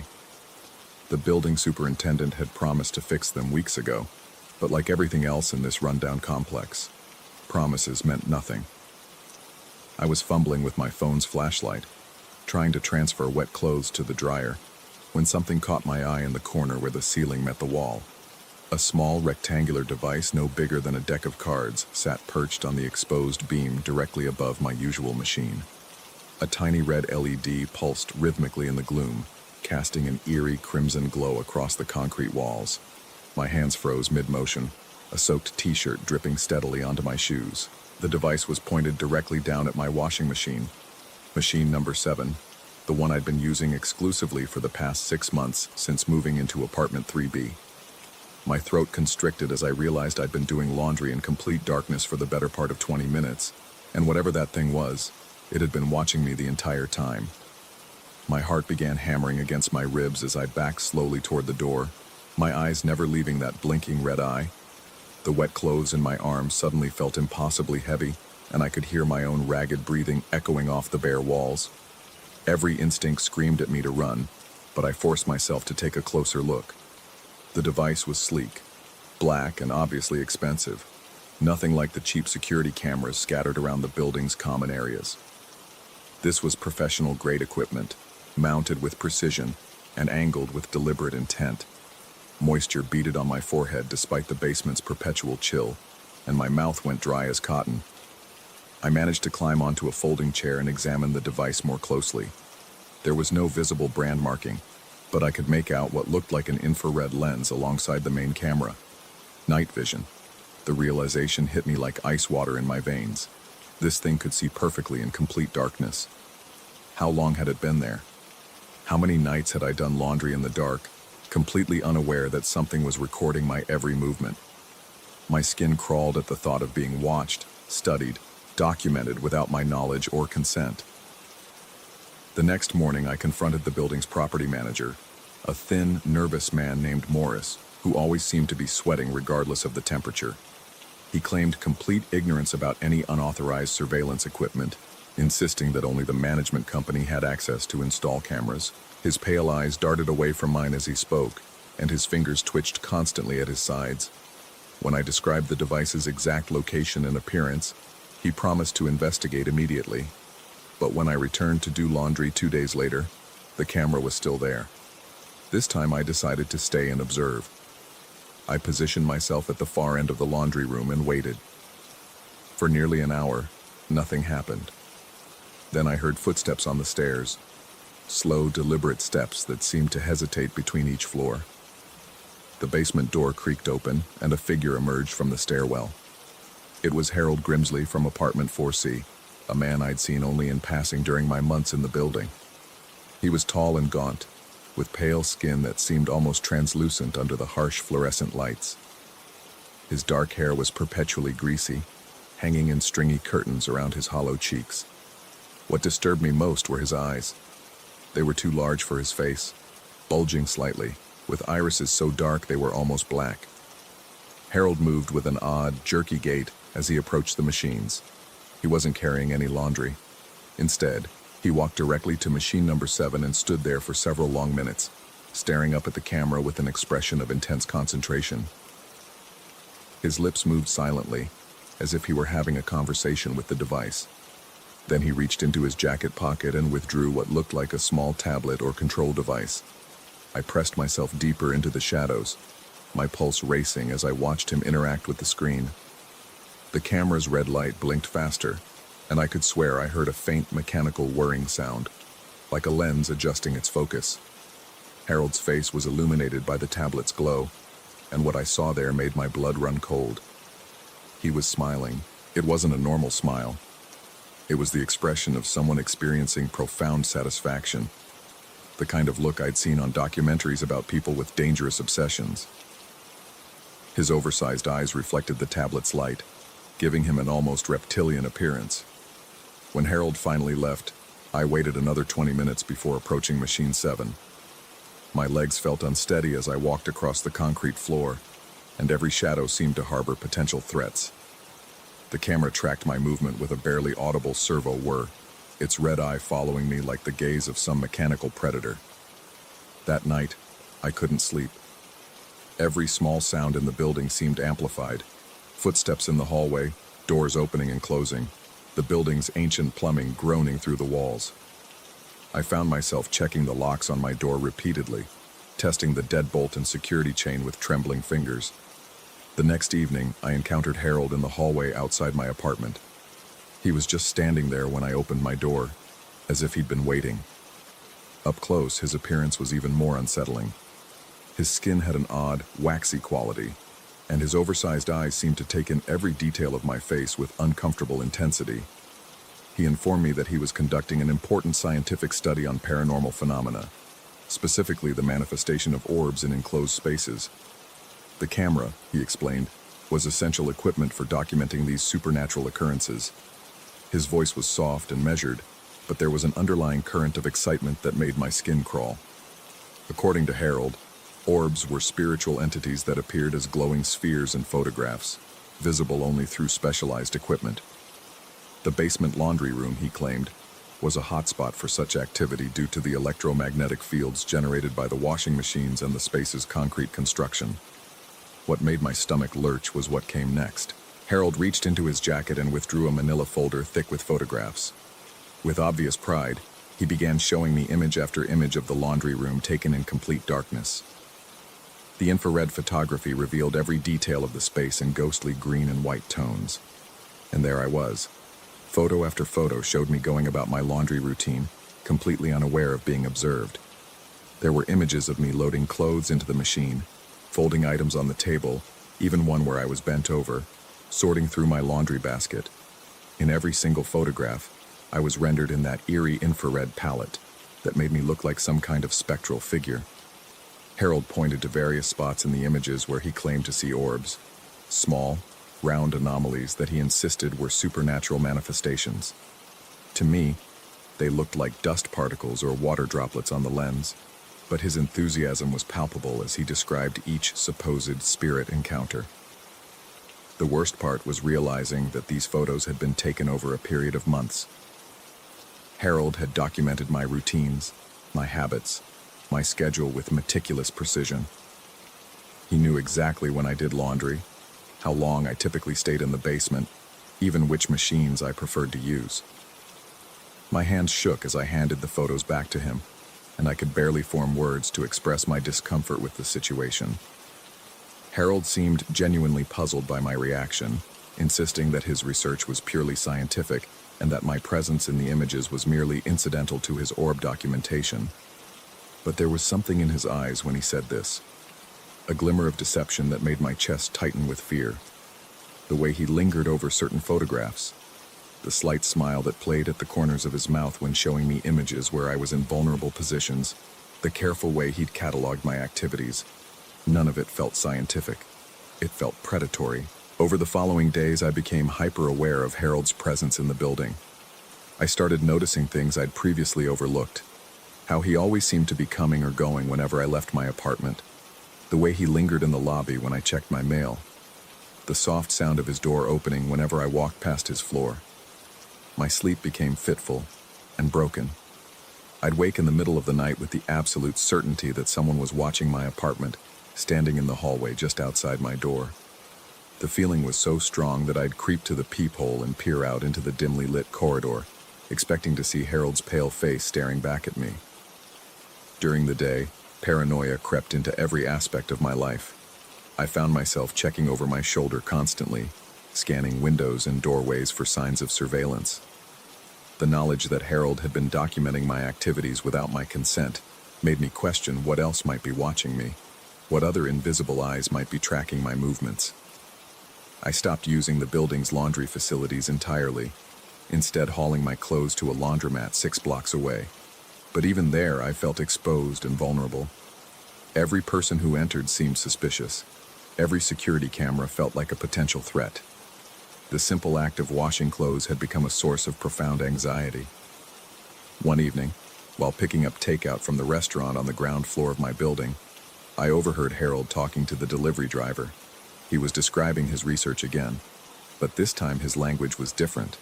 He spoke about subjects and behavioral patterns, rather than orbs and paranormal activity. He mentioned having documentation spanning several months, and expressed excitement about expanding his study to include other areas of the building. The blood drained from my face as I realized the truth. There were no orbs. There had never been any orbs.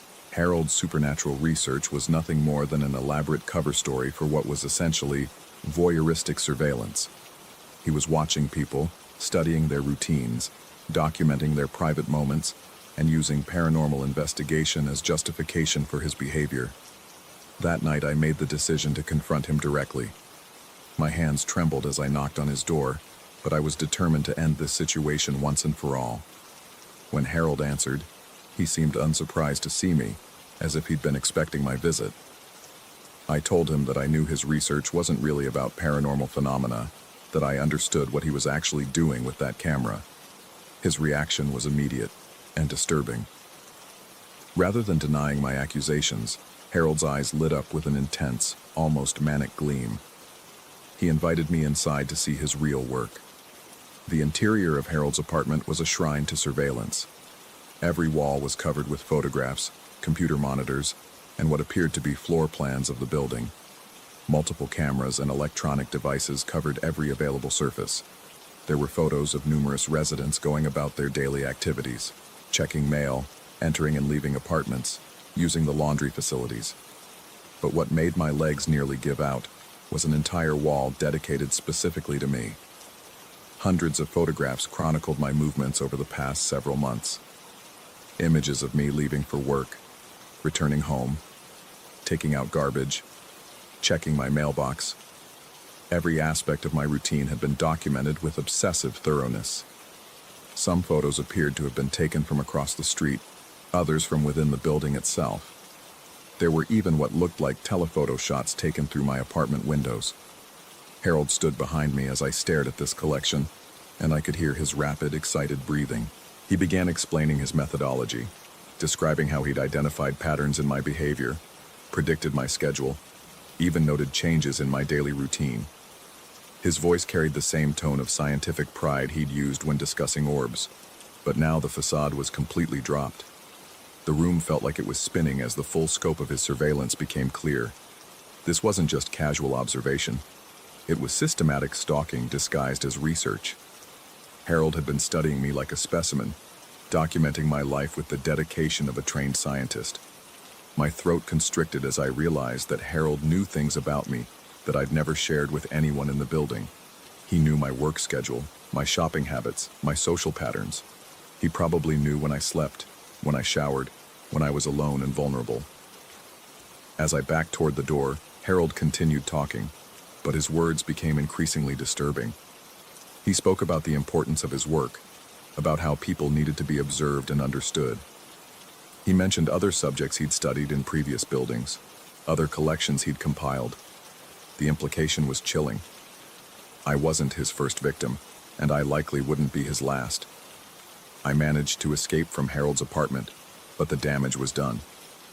The knowledge that someone had been systematically documenting my life, studying my vulnerabilities, planning who knows what based on that information, left me feeling violated in a way I'd never experienced before. Sleep became impossible. Every sound in the building sent adrenaline coursing through my system.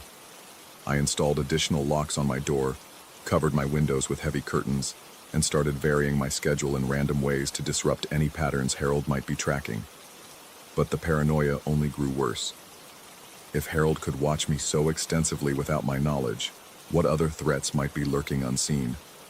How many other eyes might be documenting my life?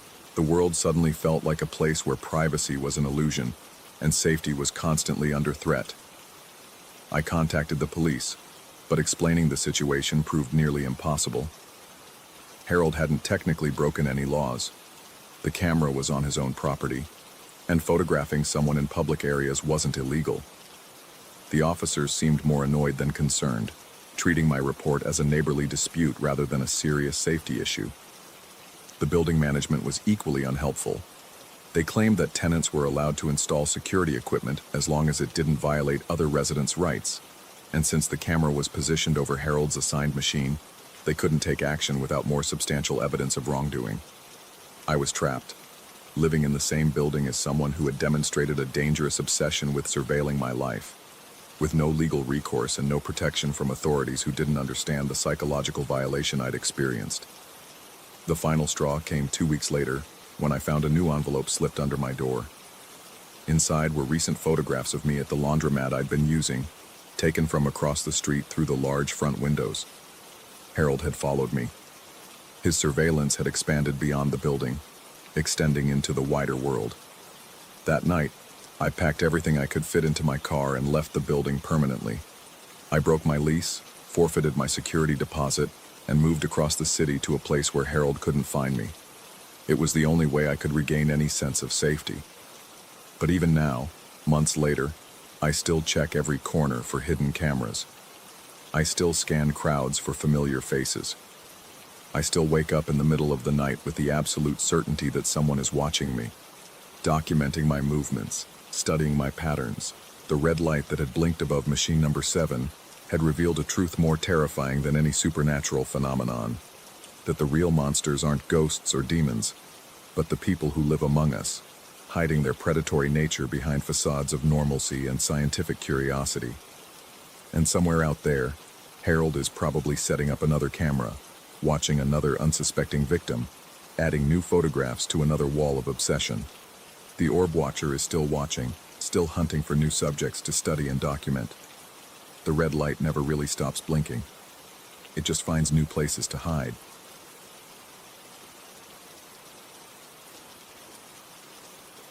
Story 8.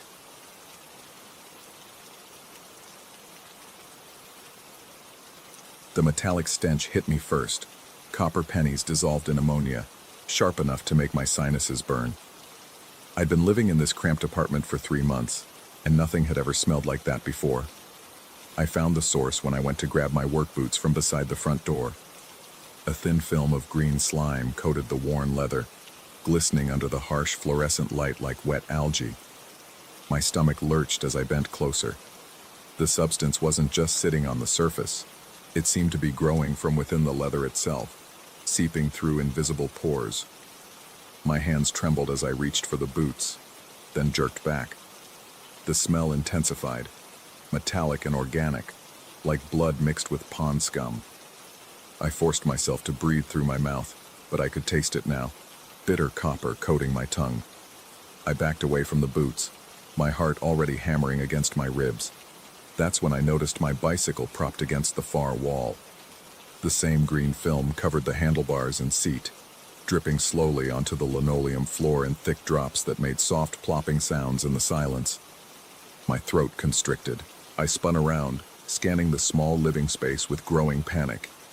There, my reading chair, the old recliner I'd inherited from my grandfather. The armrests were slick with the substance, and it was spreading down the sides in slow, viscous rivulets. 3 objects. Only 3. Everything else in the apartment remained untouched. The coffee table, the TV stand, my dresser, the kitchen appliances. Just my boots, my bike, and my chair. I stumbled backward until my shoulders hit the wall, my breathing already shallow and rapid. The apartment felt smaller suddenly, the walls pressing inward. The fluorescent light flickered once, casting moving shadows that made the slime appear to pulse and writhe. Something was wrong. Something was very, very wrong. I spent the next hour pacing the apartment, giving the affected objects a wide berth. My palms were slick with sweat, and I kept wiping them on my jeans, but the moisture returned immediately. The metallic smell seemed to follow me everywhere, clinging to my nostrils like a living thing. I called in sick to work. The thought of putting on those boots, of touching that green film, made my stomach churn violently. Instead, I sat on my bed, safely across the room from the contaminated furniture, and stared at the three objects, trying to find some pattern, some explanation. The slime continued to grow throughout the day. By afternoon, it had thickened noticeably, forming what looked like a crude skin over each object. When I finally worked up the courage to examine it more closely, keeping several feet away, I could see tiny bubbles forming and popping within the substance. It was alive, or at least actively changing. The smell had worsened too. Now it carried undertones of decay, like meat left too long in the sun. I opened every window in the apartment, but the odor seemed to intensify rather than dissipate. It clung to the air itself, heavy and oppressive. As evening approached, I made a decision that would haunt me for weeks to come. I had to know if the slime was somehow attached to the objects themselves or to their locations. Fighting every instinct screaming at me to run, I grabbed a pair of rubber gloves from under the kitchen sink. My hands shook so violently I could barely get the gloves on. My heart was beating so fast I felt dizzy, and cold sweat dripped down my spine despite the apartment's stuffiness. I approached the reading chair first, moving slowly like I was approaching a wild animal. The green film made wet, sucking sounds as I gripped the chair's frame, avoiding the slime-covered armrests. The substance felt warm through the rubber gloves, and I could swear I felt it pulsing, like a slow heartbeat. Bile rose in my throat, but I forced myself to drag the chair to the opposite corner of the room. What I saw when I turned around made my knees buckle. The slime hadn't moved with the chair. Instead, it remained exactly where the chair had been sitting, maintaining the perfect outline of the armrests and backrest. A phantom imprint suspended 3 feet above the floor, glowing faintly green in the dim apartment light. I staggered backward, my vision tunneling. The floating silhouette hung there like an accusation, like a wound in reality itself. The smell had become unbearable, not just metallic now, but putrid, like something fundamental had gone rotten. With mounting horror, I forced myself to move the other 2 objects. Each time, the result was the same. The slime stayed in its original position, creating perfect hollow outlines suspended in space. My bicycle's handlebars and seat hovered near the wall, dripping green ooze onto the floor below. My boots left their own ghostly impression by the door, down to the individual lace holes. I collapsed onto my bed, my entire body shaking uncontrollably. The 3 phantom shapes dominated the room now, impossible to ignore. They seemed to pulse in unison, like breathing, like something alive and watching. Sleep was impossible. I lay rigid on the mattress, staring at the floating silhouettes, listening to the slow drip of the substance onto the floor. The sound had developed a rhythm, drip, pause, like Morse code, like someone trying to communicate. By morning, I'd convinced myself it was some kind of chemical reaction, maybe something in the building's pipes or ventilation system. I would clean it up, throw away the affected items if necessary, and pretend this had never happened. But when I approached the phantom chair outline with cleaning supplies, my confidence evaporated. The green substance felt solid under the spray bottle's stream, maintaining its shape despite having nothing visible to support it. When I tried to wipe it away, the cloth passed through empty air, yet still came away stained green and reeking of metal. The phantom shapes were untouchable, unreachable, yet undeniably present. I left the apartment that day, staying at my office long after hours, sleeping on the couch in the break room. But I had to return eventually. The apartment was all I could afford, and besides, where could I go? How could I explain this to anyone? When I unlocked my door that evening, the smell hit me like a physical blow. The phantom shapes had grown larger, their green glow brighter. Worse, new details had emerged within the silhouettes. I could make out the texture of my chair's fabric, the individual spokes of my bicycle wheels, the treads on my boot soles, all suspended in thin air, all impossible. But it was the sounds that nearly broke me. The dripping had been joined by new noises, a soft squelching, like someone walking through mud, and an almost inaudible whisper that might have been wind through the walls, or might have been something else entirely. I spent another sleepless night, But this time I watched the phantoms more carefully. As the hours passed, I began to notice subtle movements within the green outlines. The handlebars of my bicycle phantom seemed to turn slightly, back and forth, as if someone were steering. The chair's backrest tilted and straightened, tilted and straightened. The boots shifted weight from heel to toe, heel to toe. They were mimicking use. Something was sitting in my chair, riding my bike, walking in my boots. Something that existed only in the space where these objects used to be. The whispers grew louder as dawn approached, forming almost words in a language I didn't recognize.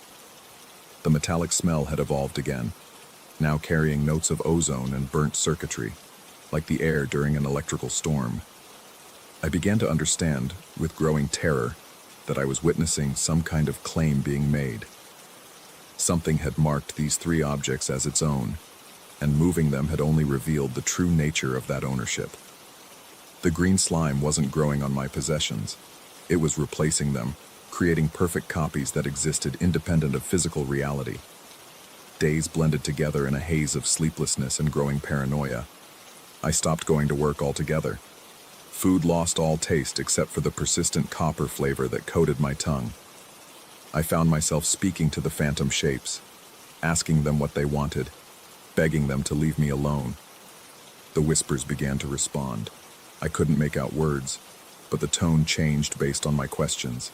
Angry hisses when I demanded answers. Soft, almost soothing sounds when I pleaded. And sometimes, late at night when exhaustion made me vulnerable, something that sounded almost like laughter. The green glow grew brighter each night, casting everything in sickly underwater light. The phantom shapes began to move more boldly, no longer content to merely mimic use. The bicycle rolled slowly across the room, its wheels spinning silently. The chair rocked back and forth with increasing vigor. The boots paced from wall to wall, leaving wet footprints that vanished moments after they appeared. I realized with crystalline clarity that cut through my mounting madness that something was learning to inhabit these spaces. Something was using my possessions as a template, figuring out how to exist in my world. The final revelation came on the seventh night, when exhaustion finally drove me to collapse. I awoke to find the phantom shapes clustered around my bed, close enough that the green glow bathed my skin in sickly light. The metallic smell was overwhelming now, so thick I could barely breathe. But it was the silence that terrified me most. No more dripping, no more whispers. Just the oppressive presence of three impossible things watching me with eyeless attention. I understood then that this had never been about my possessions. The boots, the bike, the chair, they were just the beginning.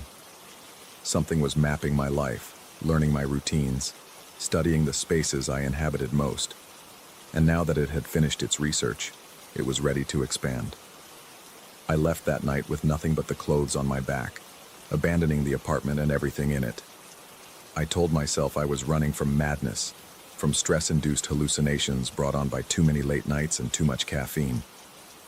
But sometimes, in quiet moments when I'm sitting in my new apartment, I catch the faint scent of metal in the air. And sometimes, just at the edge of my vision, I think I see a faint green glow where my furniture used to be. I've learned to move carefully now, to never stay in one place too long, to never develop routines.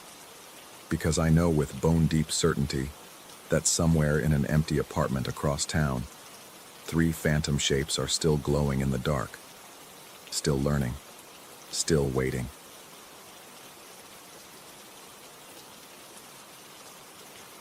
Story 9.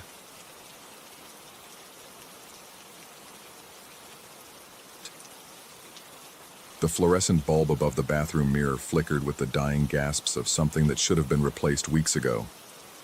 Each intermittent flash cast grotesque shadows that danced across the cracked tiles, transforming familiar shapes into leering faces that vanished the moment I tried to focus on them. The smell of mildew hung thick in the air, mixed with something else, something metallic and wrong that made my stomach clench with an inexplicable dread. I'd been avoiding this room for 3 days. The house had been mine for barely a month, inherited from a great aunt I'd met only twice in my life. Martha Kellaway had been what my family politely called eccentric, though the neighbors used harsher words when they thought no one was listening. She'd lived alone for 47 years in this Victorian monstrosity, speaking only to the grocery delivery boy and the priest who came monthly to take her confession. When the lawyer handed me the keys, he'd mentioned that she'd died peacefully in her sleep. But something in his eyes suggested there were details he wasn't sharing. Now, standing in the doorway of her bathroom at 3 a.m, I wondered what those details might have been. My bladder ached with the pressure that had finally driven me from my bed, despite every instinct screaming at me to hold it until morning. The main floor powder room had been my refuge since moving in, but tonight its toilet had chosen to back up, leaving me with no choice but to venture upstairs to this place that made my skin crawl. The floorboards creaked beneath my bare feet as I stepped inside, each sound seeming to echo far longer than it should in such a small space. The bathroom was cramped and outdated, with a clawfoot tub that dominated one wall and a toilet squeezed into the corner beside an old-fashioned wash basin. Everything was painted in shades of sickly green that reminded me of hospital walls, though time and moisture had turned patches into something that looked disturbingly like dried blood. I approached the toilet with the reluctance of a man walking to his execution. The seat was up, revealing a bowl filled with water so dark it looked black in the uncertain light. As I lifted the lid to relieve myself, the fluorescent bulb chose that moment to die completely, plunging the room into absolute darkness. My heart hammered against my ribs like a caged animal trying to escape. The darkness was total, oppressive, pressing against my eyeballs until I saw spots of color that weren't there. I fumbled for the light switch, my trembling fingers slapping uselessly against the wall until I found it. I flicked it up and down repeatedly, but nothing happened. That's when I heard the first sound. A wet, sliding noise came from behind the toilet, like something smooth and muscular dragging itself across the tile floor. My breath caught in my throat, and I pressed myself against the wall, my hands spread flat against the cold plaster. The sound continued, accompanied by a soft scratching that reminded me of claws on linoleum. I told myself it was just a rat. Old houses had rats. It was perfectly normal, even if the scratching sounded too deliberate, too rhythmic, like something tapping out a message in a code I didn't want to understand. My eyes began to adjust to the darkness, and I could make out vague shapes in the gloom. The toilet stood like a pale monument in the corner, and behind it, in the narrow space between the porcelain and the wall, something darker than the surrounding shadows seemed to writhe and pulse. The water tank above the toilet began to bubble, not the gentle gurgling of settling pipes, but an aggressive boiling sound, as if the water inside had suddenly reached a rolling boil. Steam began to rise from the tank, visible even in the darkness as wispy tendrils that caught what little light filtered in from the hallway. The bubbling grew louder, more violent, and the metal sides of the tank began to vibrate with a rhythmic thrumming that seemed to match the frantic beating of my heart. I wanted to run. Every fiber of my being screamed at me to turn and sprint back to my bedroom, to slam the door and barricade myself inside until morning. But my legs felt like they were made of lead, and my feet seemed rooted to the floor. I could only stand there, pressed against the wall, watching as something impossible unfolded before me. A flash of red caught my eye in the space behind the toilet. Not the dull red of rust or old blood, but a vibrant crimson that seemed to glow with its own inner light. It moved with a sinuous, undulating motion, disappearing and reappearing like a snake weaving through tall grass. As I stared, transfixed with horror, I realized what I was seeing. It was a tail, long and muscular, covered in what looked like wet scales that reflected the dim light from the hallway. It was easily as thick as my forearm and seemed to stretch back into the shadows farther than the cramped space should have allowed. The tip was pointed and barbed, flexing and curling with a malevolent intelligence that made my bladder release involuntarily, soaking my pajama pants with warm urine. The shame of wetting myself like a frightened child was overwhelmed by the primitive terror that flooded my system. Adrenaline surged through my veins, making my hands shake and my vision blur. My mouth went dry as sandpaper, and I could taste copper on my tongue. The room seemed to tilt and spin around me, and I had to grip the doorframe to keep from falling. The red tail continued its hypnotic dance, weaving in and out of the shadows with an almost playful malice. Whatever creature it belonged to remained hidden in the impossible darkness behind the toilet, but I could sense its presence like a weight pressing down on my chest. The air grew thick and hard to breathe, filled with an oppressive humidity that made my clothes stick to my skin. Then the door began to move. Slowly, with a grinding creak that set my teeth on edge, the bathroom door swung toward the frame. The hinges protested with each inch, producing a sound like fingernails dragging across a chalkboard. I watched in paralyzed horror as my only exit began to close, the rectangle of hallway light growing narrower and narrower. I tried to move, to lunge forward and grab the door before it could shut completely, but my body refused to obey. My muscles were locked in place by terror so complete it was like being encased in concrete. All I could do was watch as the door continued its inexorable journey toward the frame, accompanied by that hellish shrieking of metal on metal. The water in the toilet tank was bubbling so violently now that the entire fixture shook with each eruption. The sound was deafening in the small space, a rolling thunder that seemed to come from the bowels of the earth itself. Steam poured from the tank in great billowing clouds, filling the room with a fog that reeked of sulfur and decay. Through the mist, I caught glimpses of the red tail as it grew more agitated, lashing back and forth with increasing violence. Whatever was attached to it was getting angry, and I had the terrible feeling that my presence had awakened something that had been sleeping peacefully until I'd disturbed its rest. The door was almost closed now, leaving only a thin sliver of light from the hallway.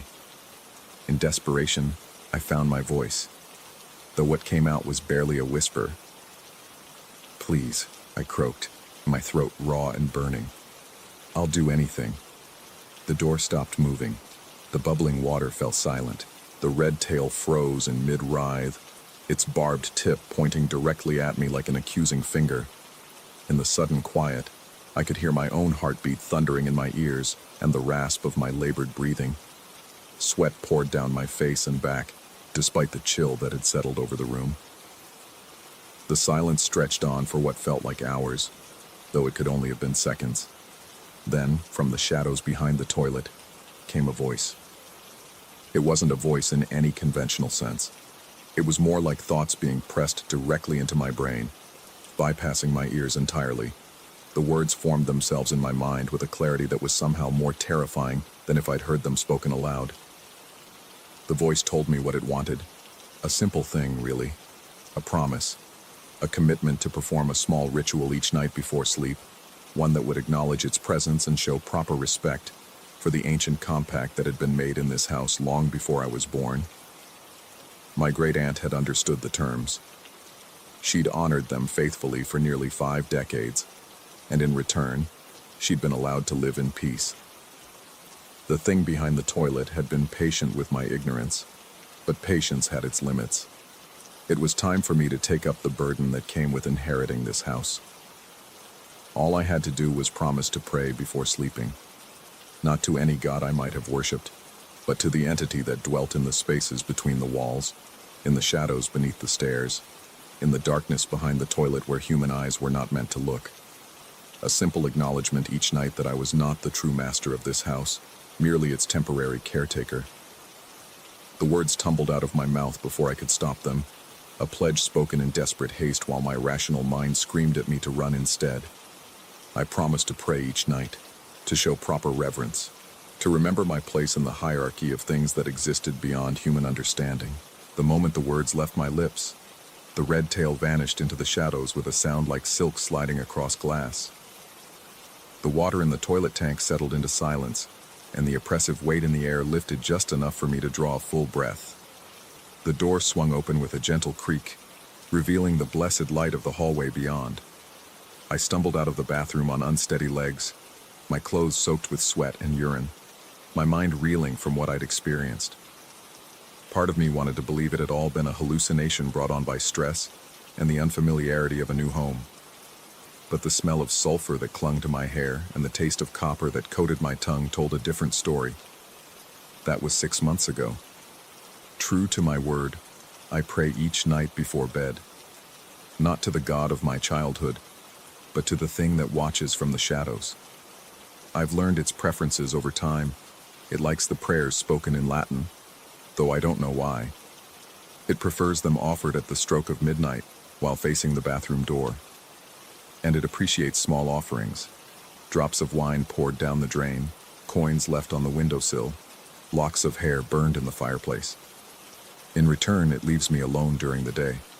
I can live my life, work my job, maintain the fiction that I'm a normal man living in a normal house. But at night, when the sun disappears and the shadows grow long, I remember the truth of what shares this space with me. The house has been in my family for 3 generations now, passed down through a line of caretakers who understood their true role. My great-aunt left behind journals, hidden in a secret compartment behind the kitchen pantry, that detail the history of the compact. She'd written about her predecessor, my great-great-uncle William, who'd made the original agreement in 1923 after a series of unexplained accidents had driven away 3 previous owners. The entity, she never named it, referring to it only as the resident, had been in the house far longer than any human occupant. William had been the first to successfully negotiate terms that allowed for coexistence rather than conquest. The arrangement had worked well for a century, with each caretaker passing the responsibility to the next generation, along with the deed to the property.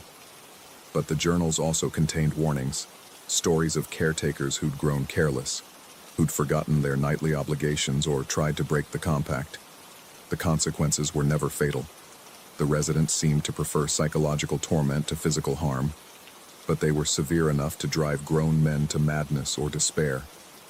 I've been careful to honor every term of our agreement. My prayers are offered punctually each night at midnight, spoken in the ancient tongue with the proper inflections my great-aunt had phonetically transcribed in her careful handwriting. I've made the required offerings and observed the small rituals that keep the peace between us. Yet lately, I've begun to notice changes. The red tail appears more frequently now, not just behind the toilet, but in other shadows throughout the house. I've glimpsed it curled beneath the staircase, wrapped around the legs of the dining room table, even coiled inside my bedroom closet when I've opened the door too quickly. It never threatens, but its presence is a constant reminder of what shares this space with me. The resident has also begun to test the boundaries of our agreement in small ways. Doors that I leave open are found closed in the morning. Objects are moved from where I place them to locations with significance I don't yet understand. The temperature in certain rooms drops without warning, and I've learned to carry a sweater even in the height of summer. Most disturbing of all, I've started to hear whispers. Not the clear communication I'd experienced that first night, but faint murmurings that seem to come from inside the walls themselves. The words are unintelligible, spoken in a language that predates human speech, but the tone is unmistakable. The resident is growing restless, perhaps dissatisfied with our current arrangement. I found references in my great-aunt's later journals to similar experiences. She'd written about the whispers, the moving objects, the increasing frequency of sightings. Her final entry, dated just 2 weeks before her death, mentioned her concerns that the compact might need to be renegotiated. She'd been planning to research the original terms to see if modifications were possible. She died before she could complete that research. Now, as I sit in the living room at 11:45 in the evening, waiting for midnight to approach so I can offer my nightly prayer, I find myself wondering if her death had truly been as peaceful as the lawyer claimed. The resident had never killed a caretaker before, but that didn't mean it was incapable of doing so. The red tail slides across the hallway behind me, and I don't turn to look. I've learned that acknowledging its presence outside of the prescribed rituals only encourages more frequent appearances. Instead, I focus on the grandfather clock in the corner, watching as its hands creep inexorably toward the appointed hour. In 15 minutes, I'll climb the stairs to the bathroom. I'll stand before the mirror with its cracked surface and speak the ancient words that my great-aunt taught me through her carefully preserved notes. I'll make my offering of wine and hair, and whatever small tribute the resident seems to require, and then I'll return to my bed, to sleep fitfully until morning brings the temporary illusion of normalcy. But tonight feels different. The whispers have been louder, more insistent. The tale has appeared a dozen times since sunset, each sighting lasting longer than the last. The air itself seems charged with anticipation, as if something significant is about to occur. As the clock strikes midnight, I make my way upstairs with the slow steps of a condemned man walking to his execution. The bathroom door stands open, waiting for me, and I can see the red tail already writhing in the shadows behind the toilet. I begin to speak the words of my nightly prayer, but this time, the resident interrupts me before I can finish. The voice fills my mind with new terms, new requirements, an evolution of our compact that will demand much more than simple prayers and small offerings. And as I listen to what it wants from me now, I finally understand why my great-aunt had looked so tired in her final photographs, why her handwriting had grown increasingly shaky in her last journal entries. The compact was never meant to be permanent. It was only a temporary arrangement, a way to postpone the inevitable. And now, after a century of human caretakers, the resident is ready to reclaim what was always rightfully its own. I have a choice to make. Accept the new terms and become something more than human, or refuse and face consequences that will make my great-aunt's peaceful death seem like a mercy. The red tail coils around my ankle like a shackle, and I give my answer.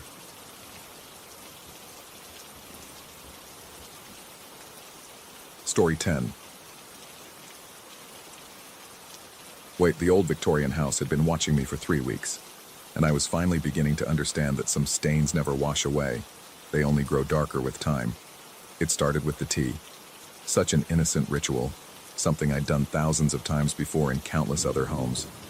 But this house was different. This house had been waiting.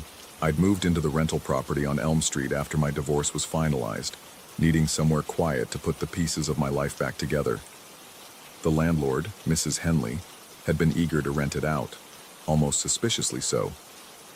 When I asked about the previous tenant, she'd mumbled something about him leaving suddenly for family reasons. Her eyes wouldn't meet mine when she said it. The house itself seemed ordinary enough at first glance. 3 stories of weathered brick and peeling white trim, with a narrow staircase that creaked under even the lightest footstep. The kind of place that had seen better decades, where shadows lingered a little too long in the corners, and the floorboards groaned with memories I couldn't quite identify. But it was the second-floor landing that bothered me most. There was something about that particular spot, right at the top of the stairs where the hallway bent toward the bedrooms. The plaster wall there looked different somehow, newer than the rest, as if it had been patched and repainted recently. Yet beneath the fresh coat of paint, I could sometimes make out the faintest outline of something darker underneath. For the first 2 weeks, I convinced myself it was just my imagination. Stress from the divorce, from starting over, from sleeping in an unfamiliar bed surrounded by the settling sounds of an old house. I told myself that the way my skin crawled when I walked past that spot was nothing more than anxiety, manifesting in physical symptoms. But then came the night with the tea. I'd been working late in my makeshift home office on the first floor, hunched over my laptop trying to finish a freelance project that would help cover next month's rent. The caffeine from my afternoon coffee had long since worn off, leaving me sluggish and unfocused.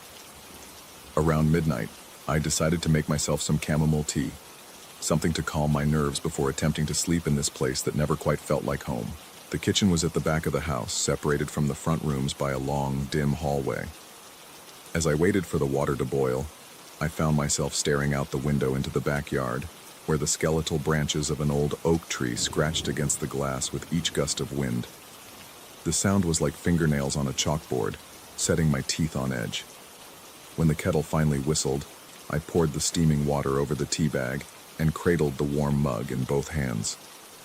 The familiar ritual should have been comforting, but something felt off. The house was too quiet, as if it were holding its breath. Even the usual creaking and settling had stopped completely, leaving only the muffled sound of my own heartbeat in my ears. I climbed the stairs slowly, one careful step at a time. The mug was fuller than usual, and I didn't want to spill the hot liquid on the worn carpet runner. My bare feet were silent against the wood, but each step seemed to echo anyway, as if the house were amplifying every small sound I made. As I reached the second-floor landing, that familiar crawling sensation began at the base of my skull. The fine hairs on my arms stood up, and my grip tightened involuntarily around the mug's handle. The air felt thicker here, charged with an energy I couldn't name but definitely didn't want to examine too closely. I was almost past the spot, that strange patch of wall that had been bothering me for weeks, when it happened. The push came from behind and slightly to the right, a firm pressure against my shoulder blade that sent me stumbling forward. Not a gentle nudge or accidental bump, but a deliberate shove with enough force to completely destroy my balance. The mug flew from my hands, hot tea splashing in an arc across the landing as I pitched forward toward the stairs. Time seemed to slow as I fell.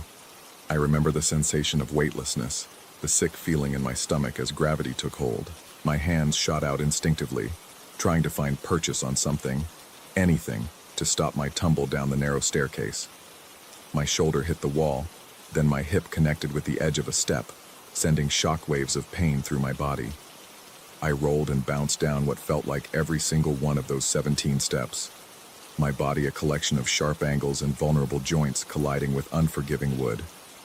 By the time I came to rest at the bottom, sprawled on the first floor landing like a broken marionette, my entire body was singing with pain. For several minutes I just lay there, taking inventory. My left wrist throbbed, possibly sprained. My right shoulder felt like it had been hit with a baseball bat. There would be bruises covering most of my torso by morning, but nothing seemed broken, nothing that wouldn't heal with time and ibuprofen. The rational part of my mind immediately began searching for explanations. I'd been tired, distracted by work stress. My feet had been bare, making it easy to slip on the smooth wood. The mug had been fuller than usual, throwing off my balance. Maybe I'd caught my toe on the carpet runner, or misjudged the distance to the next step. But even as I ran through these perfectly reasonable possibilities, my heart was hammering against my ribs with a rhythm that had nothing to do with the physical trauma of the fall. Because I knew, with the same certainty that I knew my own name, that something had pushed me. I had felt it, a distinct pressure against my shoulder, applied with intention and force. I managed to pull myself to my feet, wincing as my bruised muscles protested. The broken mug lay scattered across the landing in sharp white fragments, dark tea stains spreading across the faded carpet like spilled blood. I would deal with the mess in the morning, when my hands weren't shaking quite so badly. But first I had to look. Every instinct I had was screaming at me to go to bed, to ice my injuries and pretend this had been nothing more than a clumsy accident. But something compelled me to climb those stairs again, to examine the spot where I'd felt that push. Each step up was agony. My body had already begun to stiffen, and my legs felt like they were made of lead. But I pressed on, driven by a need I couldn't articulate, until I was standing once again on the second floor landing. The hallway was darker now, lit only by the weak glow from a streetlight filtering through the window at the far end. I fumbled along the wall until I found the light switch, and fluorescent bulbs flickered to life overhead, casting everything in harsh, clinical brightness. That's when I saw it. On the wall, exactly where I had felt that push against my shoulder, there was a stain. Not the faint outline I'd been noticing for weeks, but a distinct, oval-shaped mark that was so dark it seemed to absorb the light around it. It was roughly the size of a human handprint, maybe slightly larger, and it appeared to be seeping through the paint like oil through paper. My mouth went dry. The mark hadn't been there before. I was certain of it. I'd walked past this spot dozens of times, and while I'd always felt uneasy here, I'd never seen anything like this. The stain was fresh, still wet looking around the edges, as if whatever had caused it was still actively bleeding through from the other side of the wall. I reached out with a trembling hand, then stopped myself just short of touching it. Something about the mark made my skin crawl, made every nerve ending in my body fire off warning signals. It looked wrong somehow, not like any stain I'd ever seen before. The darkness wasn't uniform. It seemed to shift and writhe in my peripheral vision, though it remained perfectly still when I looked at it directly. I backed away from the wall, my breath coming in short, sharp gasps. My rational mind was still trying to provide explanations. A water leak, old paint bleeding through, some kind of chemical reaction caused by humidity or temperature changes. But my body knew better. My body was already flooding with adrenaline, preparing for fight or flight, responding to a threat my conscious mind couldn't yet accept. I spent the rest of that night in the living room, huddled on the couch with every light in the house blazing. Every small sound made me jump. The whisper of wind through the eaves, the distant rumble of a late-night truck, the soft settling of old wood. But underneath it all was something else, a presence that seemed to press against the edges of my awareness, like a half-remembered nightmare.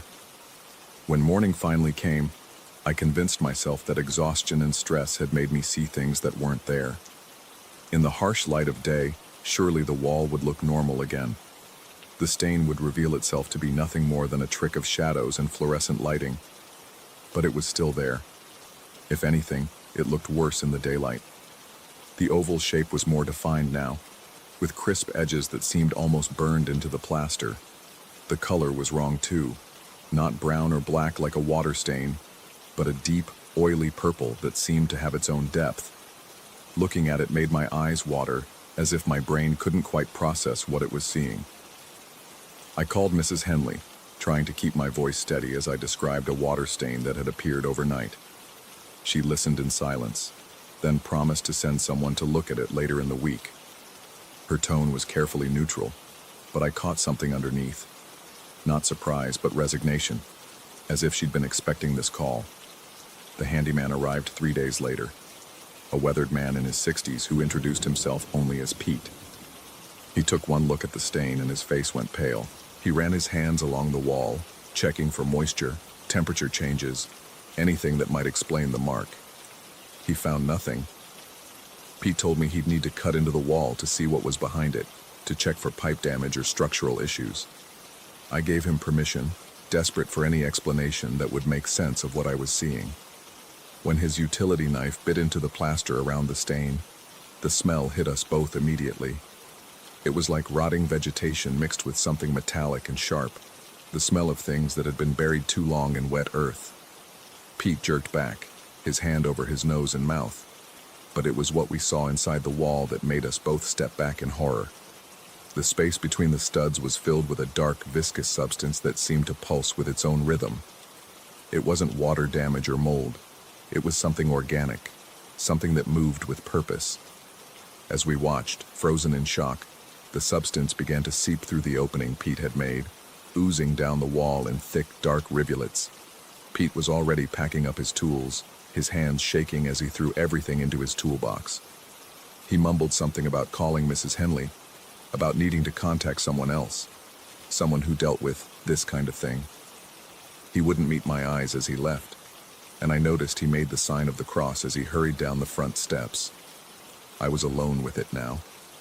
This thing that lived in my walls, that had pushed me down the stairs and left its mark for me to find. The stain was growing larger by the hour, spreading across the white paint like an infection. And sometimes, when the house was very quiet, I could swear I heard it breathing. Mrs. Henley never returned my calls after that. Pete never came back to finish the job. I tried covering the hole with plastic sheeting, but whatever was behind the wall ate through it within hours. I tried painting over the stain, but the darkness bled through every coat like it was feeding on the paint itself. That was 2 weeks ago. Now, as I sit here in the living room with my bags packed and my car keys in my hand, I can hear it moving up there. Not just behind the wall anymore, but in the wall, through the wall, becoming part of the very structure of the house. The stain has spread to cover most of the landing now, and tendrils of that impossible darkness are creeping down the hallway toward the bedrooms. I understand now why the previous tenant left so suddenly. I understand why Mrs. Henley was so eager to rent the place out, why she wouldn't meet my eyes when I asked about the history of the house. This thing, whatever it is, doesn't just live here, it feeds here. It feeds on the people who are unlucky enough to call this place home. But I'm leaving now, before it can feed on me. The moving truck will be here in an hour to collect my belongings. I'll forfeit my security deposit, break my lease, do whatever it takes to get out of this place. Because I know, with the same certainty that I knew someone had pushed me down those stairs, that if I stay much longer, I'll become part of whatever darkness lives behind these walls. As I write this, I can see the stain beginning to appear on the ceiling above me, seeping through from the floor above like spilled ink. It knows I'm leaving. It knows I've figured out what it is. And it's reaching for me with tendrils of darkness that smell like graves and taste like despair. The truck should be here any minute now. I hope I can hold out that long.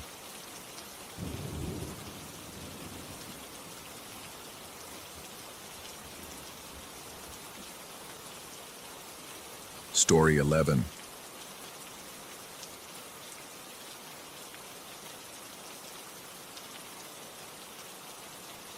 The stained glass windows of our grandmother's Victorian house had always possessed an unsettling quality, their kaleidoscope fragments catching light in ways that seemed to breathe life into the shadows. But I never imagined they would become harbingers of something far more sinister than mere architectural eccentricity. The inheritance came with more than just property deeds and musty furniture. It brought with it a creeping dread that settled into my bones the moment Sarah and I stepped through the front door for the first time as owners.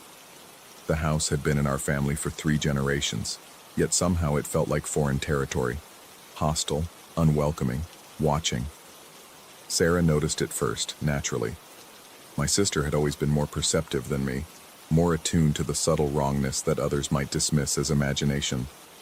That first week, she mentioned feeling observed while walking the long corridor that connected the front parlor to the kitchen. The hallway stretched nearly 40 feet, lined on one side with those enormous stained glass panels, depicting biblical scenes in vivid blues, reds, and golds. I told her it was just the adjustment period, the way old houses take time to feel like home. But deep down, my gut churned with an unease I couldn't articulate. The house felt occupied in a way that had nothing to do with our presence. The first incident happened on a Tuesday evening. Sarah had been carrying a cup of tea from the kitchen when she suddenly stopped dead in the corridor, her face draining of color. When I asked what was wrong, she described seeing an elderly woman in a tattered gray dress moving through the hallway. Not walking, but gliding with unnatural fluidity. The figure had passed directly through Sarah's body, she claimed, leaving her with a sensation of profound cold that lingered for nearly an hour. I hadn't seen anything, but I had noticed something else, something that made my spine crawl with inexplicable terror. As Sarah stood frozen in that corridor, every single stained glass panel had begun to vibrate with a barely perceptible tremor. The sound was almost inaudible, a whisper of glass against lead, but it seemed to resonate in my chest cavity like a struck tuning fork. My rational mind searched for explanations. Perhaps a truck had passed on the street outside, creating subtle vibrations. Maybe the old house was settling, or wind was moving through gaps in the window frames. But trucks didn't pass our isolated street at that hour, and the night was completely still. Sleep became elusive after that. I found myself lying awake, listening for sounds that shouldn't exist. Footsteps in empty rooms, the creak of floorboards under weight that wasn't there. And always, the faint singing of glass that seemed to come from everywhere and nowhere at once. Sarah's encounters became more frequent. She began describing the elderly woman in increasing detail. Hollow cheeks, eyes like dark voids, fingers twisted with arthritis, and a presence that felt ancient and malevolent. Each sighting left Sarah more drained, more hollow, as if something essential was being slowly drawn from her. My own experiences remained limited to that damned glass vibration, but it was growing stronger. What had started as a barely noticeable tremor was becoming a symphony of resonance that made my teeth ache and my vision blur. The biblical figures seemed to shift and writhe within their lead-framed prisons, their painted eyes following my movement through the corridor. I began researching the house's history, desperate for rational explanations. What I discovered in the county records and newspaper archives made my blood run cold. Our great-grandmother hadn't been the original owner. The house had been built in 1887 by a wealthy widow named Constance Blackwood, who had lived there alone until her death in 1923. The circumstances of Constance's death were unclear. The obituary mentioned only that she had been found in the corridor, apparently having suffered some kind of episode. But a follow-up article from a week later revealed more disturbing details. Neighbors had reported seeing lights moving through the house for several days after her body was discovered. The local doctor who examined her remains noted an unusual phenomenon. Her body temperature was significantly below normal, even accounting for the time elapsed since death. More unsettling was the discovery that 3 subsequent owners had vacated the property under mysterious circumstances, all reporting similar experiences to what Sarah was describing. Each had mentioned seeing an elderly woman in the corridor, always moving from the parlor toward the kitchen, always passing through rather than around obstacles. The glass resonance was becoming unbearable. Every time Sarah encountered the apparition, the vibrations grew more intense, more musical, creating harmonies that seemed to bypass my ears entirely and penetrate directly into my nervous system. I began experiencing physical symptoms: nausea, dizziness, a constant sense of disorientation that made even simple tasks feel overwhelming. My paranoia reached a breaking point when I realized the pattern. The sightings weren't random. They occurred at the same time each evening, exactly 9:47 p.m. Sarah had begun positioning herself in the corridor at that hour, as if compelled by some force beyond her control. When I asked her why, she couldn't provide a coherent answer. She simply felt drawn there, she said, as if something was calling to her. I started timing the glass vibrations with obsessive precision.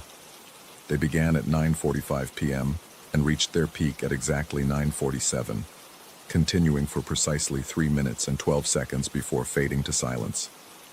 The mathematical precision of it filled me with a terror more profound than any ghost story. This wasn't random supernatural activity. It was purposeful, methodical, following rules I couldn't comprehend. The physical effects on Sarah became impossible to ignore. She was losing weight despite eating normally, her skin taking on a gray pallor that reminded me uncomfortably of old parchment. Dark circles formed under her eyes, and she moved with increasing lethargy, as if each encounter drained something vital from her being. My own health was deteriorating as well. The constant vibrations had begun affecting my equilibrium, leaving me nauseated and disoriented. I found myself gripping walls for support, my vision occasionally blurring as if the world itself was trembling. Sleep deprivation made everything worse. The shadows seemed deeper, the sounds more ominous, the very air thick with malevolent intention. One evening, I decided to position myself at the opposite end of the corridor from Sarah, hoping to observe the phenomenon from a different perspective. As 9:45 approached, my heart hammered against my ribcage with such violence I feared it might burst. My palms were slick with cold sweat, and my breathing came in short, shallow gasps that seemed inadequate to fill my lungs. The glass began its familiar tremor, but this time I was close enough to see something that made my sanity feel like a gossamer thread ready to snap. The painted figures in the stained glass panels weren't stationary. They were moving, not dramatically, but with subtle shifts that accumulated into undeniable animation. Eyes tracked left and right, mouths opened and closed in silent speech, hands gestured with purposeful intent. At exactly 9:47, Sarah's body went rigid. Her eyes rolled back until only the whites were visible, and her mouth opened in a soundless scream. The air in the corridor became thick and oppressive, filled with a presence so ancient and malevolent that my primitive brain screamed at me to run. But I couldn't run. I was transfixed by what I was witnessing. Through the trembling glass, I could see something moving, not the reflection of light or shadow, but an actual form passing through the solid panels as if they were merely colored water. The figure was exactly as Sarah had described, an elderly woman in a tattered gray dress, but seen through the glass, she appeared translucent, insubstantial, like a negative image burned into reality itself. The vibrations reached a crescendo that felt like it might shatter my skull. The painted figures in the glass were moving frantically now, their faces contorted with expressions of terror and anguish. They weren't depicting biblical scenes. They were trapped souls, prisoners in a crystalline purgatory, and they were trying desperately to warn us. That's when I understood. Constance Blackwood hadn't died in this corridor. She had been absorbed into it, becoming part of the house's structure, part of the glass that now sang with her imprisoned essence. Each evening at 9:47, she attempted to complete whatever journey she had been on when death claimed her, but she couldn't pass through physical matter without consequence. Each time she moved through a living being, she took something vital, some essential energy that sustained her existence between worlds. Sarah was her gateway, her means of sustaining herself in this liminal state between life and death. But the process was killing my sister slowly, draining her life force to fuel a presence that should have passed on decades ago. The realization hit me with the force of physical impact. I had to break the connection, had to find a way to prevent Constance from completing her nightly journey through Sarah's body. But how do you fight something that exists partially in the physical world and partially in some other dimension entirely? As the 3 minutes and 12 seconds elapsed, the vibrations faded, and Sarah collapsed to her knees, gasping for breath. Her skin was even paler than before, almost translucent, and when she looked at me, her eyes held a quality I had never seen, as if someone else was looking out from behind them. That night I made a decision that would either save my sister or damn us both. I couldn't allow another encounter. I couldn't watch Sarah fade away, becoming a hollow shell while Constance Blackwood grew stronger. There had to be a way to trap the spirit, to prevent her from using the corridor as her supernatural highway. I spent the next day researching everything I could find about the house's construction, focusing specifically on the stained glass windows. What I discovered changed everything. The windows hadn't been installed when the house was built. They had been added in 1922, just 1 year before Constance's death. She had commissioned them personally, specifying not just the design, but the exact materials and construction methods. The glass contained unusual metallic inclusions, iron oxide and silver, creating specific resonant frequencies when subjected to electromagnetic fields. Constance hadn't just been a widow living alone in a big house. She had been a student of the occult, experimenting with ways to bind her spirit to the physical world beyond death. The windows were her anchor, her means of remaining earthbound, but they were also her prison. She could only manifest in the corridor because that's where her essence was trapped, in the glass she had specifically designed for this purpose. Armed with this knowledge, I knew what I had to do. At 9:45 p.m., I positioned myself directly in the center of the corridor, blocking the path between the parlor and the kitchen. Sarah tried to protest, but I could see the compulsion building in her eyes again, the unnatural need to position herself for Constance's passage. As the glass began its vibration, I planted my feet and prepared for impact. If Constance needed to pass through a living being to complete her journey, then she would have to go through me instead of Sarah. My hands trembled violently, my heart rate climbing to dangerous levels as the temperature in the corridor plummeted. At 9:47 exactly, she came. The sensation of her passage was unlike anything human experience should encompass. It was violation at the most fundamental level, the feeling of something alien and ancient moving through every cell of my body simultaneously. The cold was so intense it felt like burning, and for a moment, I shared consciousness with something that had been trapped in a hell of its own making for nearly a century. I felt her rage, her desperate need to complete whatever task had consumed her final living moments. But I also felt her fear, the terror of a soul that had trapped itself between worlds and could neither truly live nor properly die. The passage left me changed in ways I couldn't immediately comprehend. My vision was altered, allowing me to see the thin places where reality grew transparent. I could hear frequencies that shouldn't exist, music from dimensions that bordered our own. Most disturbing of all, I could feel Constance's presence lingering within me, a cold whisper of consciousness that had taken up residence in the darker corners of my mind. But Sarah was free. The compulsion that had been drawing her to the corridor each evening was broken, transferred to me along with the burden of being Constance's anchor to the physical world. We left the house 3 days later, abandoning it to whatever fate awaited properties cursed by their owner's refusal to accept death. But Constance Blackwood came with us.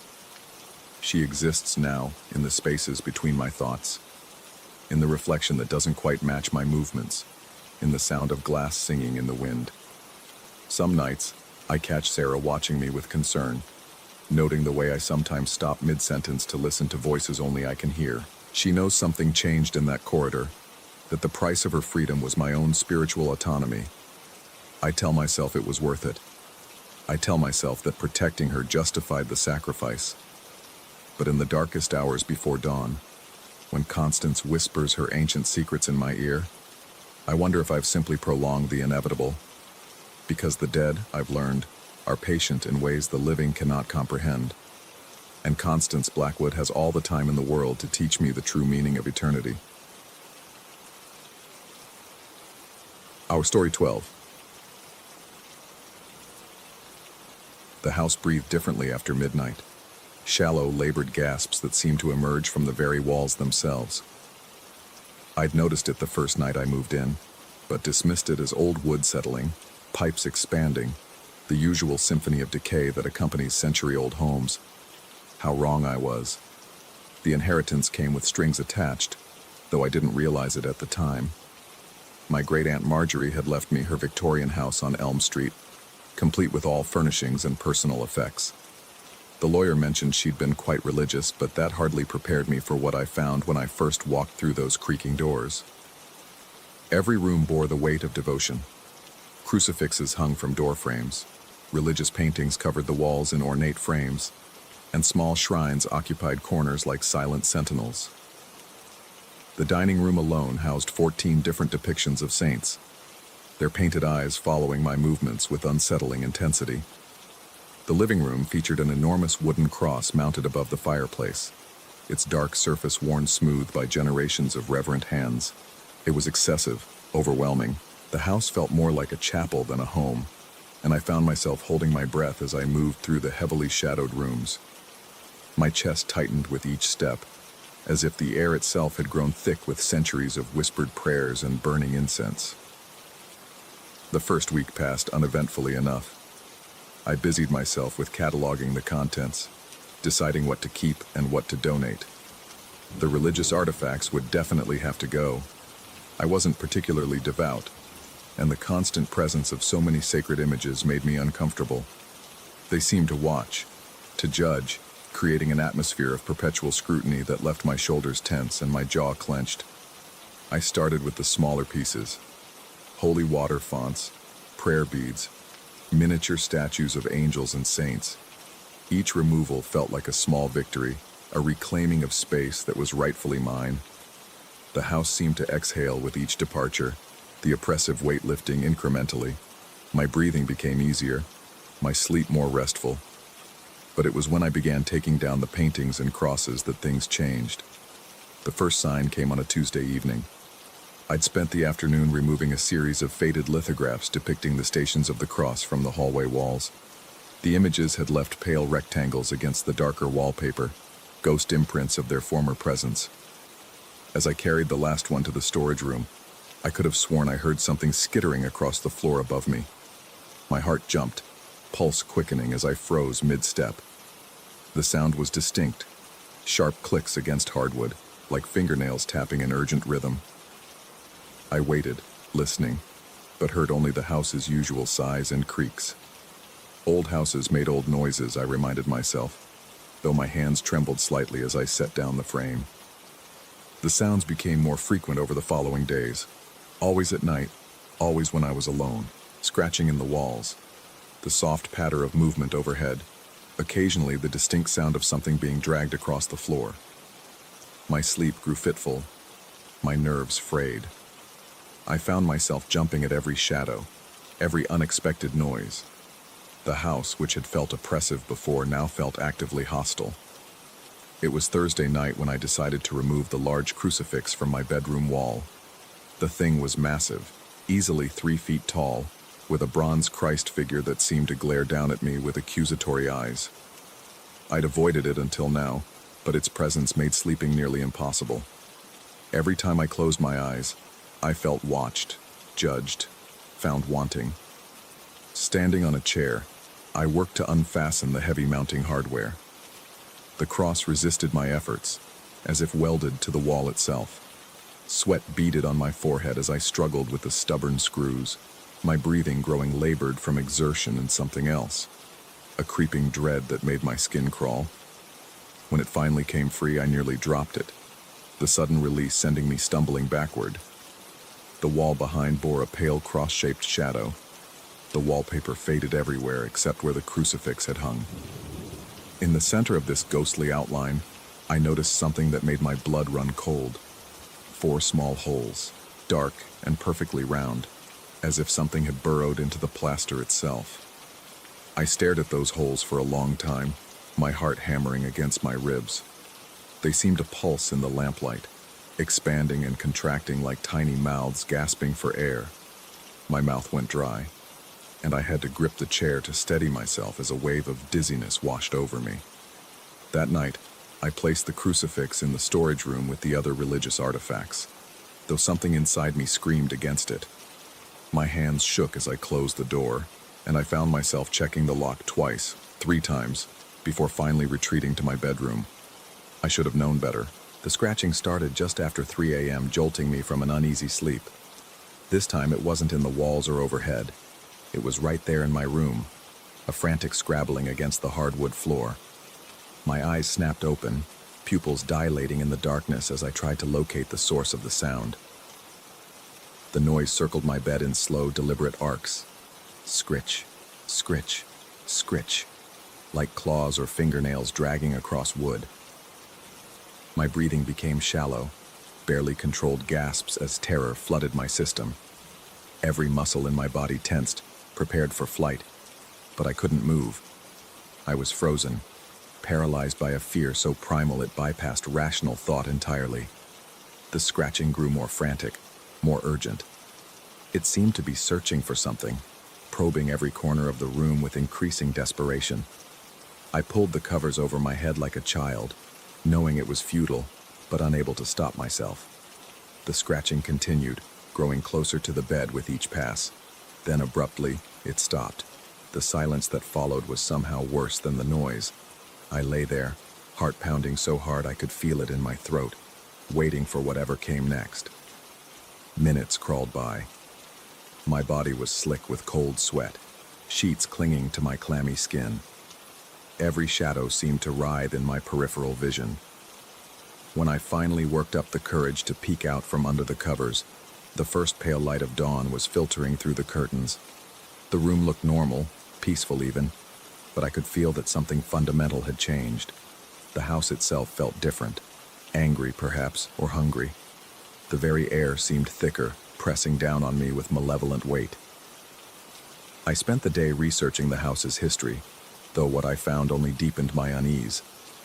The property had been in my family for 4 generations, always passed down to the most devoutly religious relative. My great-aunt Marjorie had been the latest in a long line of zealots, spending her final decades in prayer and spiritual warfare against what she described in her journals as the darkness that dwells beneath. Her writings, which I discovered in a trunk in the attic, painted a picture of a woman at war with unseen forces. She wrote about binding rituals, protective wards, the constant vigilance required to keep something at bay. The entries grew increasingly paranoid and disjointed toward the end, filled with references to scratching sounds, moving shadows, and the absolute necessity of maintaining the sacred barriers. The final entry, dated just 3 months before her death, contained a single line that made my hands tremble as I read it. Should the crosses fall, it will find its way back into the light. That evening, I seriously considered replacing the crucifix in my bedroom. My rational mind rebelled against such superstitious thinking, but the fear gnawing at my gut was anything but rational. I paced the house as darkness fell, checking locks, peering into shadows. My nerves stretched to the breaking point. The scratching began again at 2:47 a.m. This time it was everywhere, in the walls, overhead, beneath the floorboards. A symphony of claws and nails creating a cacophony that seemed to emanate from the house's very bones. I bolted upright in bed, every nerve firing at once. The sound was overwhelming, filling my skull until I thought it might split open from the pressure. But worse than the noise was what accompanied it. A presence, something moving through the house with purpose and intelligence. I could feel it searching, testing, probing for weaknesses in whatever invisible barriers still remained. The temperature in the room plummeted, and my breath began to mist in the suddenly frigid air. The floorboards near my bed began to bow and creak as if something heavy was pressing up from beneath. I scrambled backward against the headboard, terror turning my limbs to jelly. The wood groaned and splintered, and for one horrifying moment, I thought something might actually break through. That's when I heard it, a sound that bypassed my ears entirely and resonated in my bones. It was calling, not with words but with pure intention, pure hunger. It knew I was there. It knew I was alone. And it wanted in. My body moved without conscious thought, muscle memory overriding paralyzed reason. I stumbled from the bed, legs barely supporting my weight as I staggered toward the storage room. My hands shook so violently I could barely work the lock, and behind me the scratching reached a fevered pitch. The storage room was tomb quiet, a pocket of stillness in the chaos that had engulfed the rest of the house. The crucifix lay where I'd left it, and as my fingers closed around its familiar weight, the scratching stopped as if a switch had been thrown. Carrying it back to my bedroom felt like moving through water. Each step was an effort of will against the fear that threatened to buckle my knees. The hallway stretched impossibly long, shadows seeming to reach for me with grasping fingers. My breathing came in short, sharp gasps that echoed in the sudden silence. Back in my room, I hefted the heavy cross toward the wall. The moment its base touched the pale outline it had left behind, the house shuddered. Not just the floorboards or walls, the entire structure seemed to convulse like a living thing. I pressed the crucifix firmly against the wall, fumbling for the mounting hardware with trembling fingers. As the final screw went home, securing the cross to its original position, the house exhaled. It was unmistakable, a long, slow breath that seemed to originate from deep within the foundation and work its way up through every beam and board. The oppressive weight that had been building for days lifted suddenly, replaced by something that almost felt like relief. From somewhere in the rafters came a sharp crack, the sound of wood settling back into its proper place. I collapsed onto the bed, adrenaline leaving my system in a rush that left me weak and shaking. The room felt normal again, peaceful even. The shadows had retreated to their proper corners, and the air moved freely once more. As dawn broke over the house on Elm Street, I finally understood the true nature of my inheritance. This wasn't just a home, it was a prison, a carefully constructed cage that had held something at bay for generations. The religious artifacts weren't mere decoration, but essential components of a barrier that couldn't afford to be broken. I never removed another cross, never took down another painting.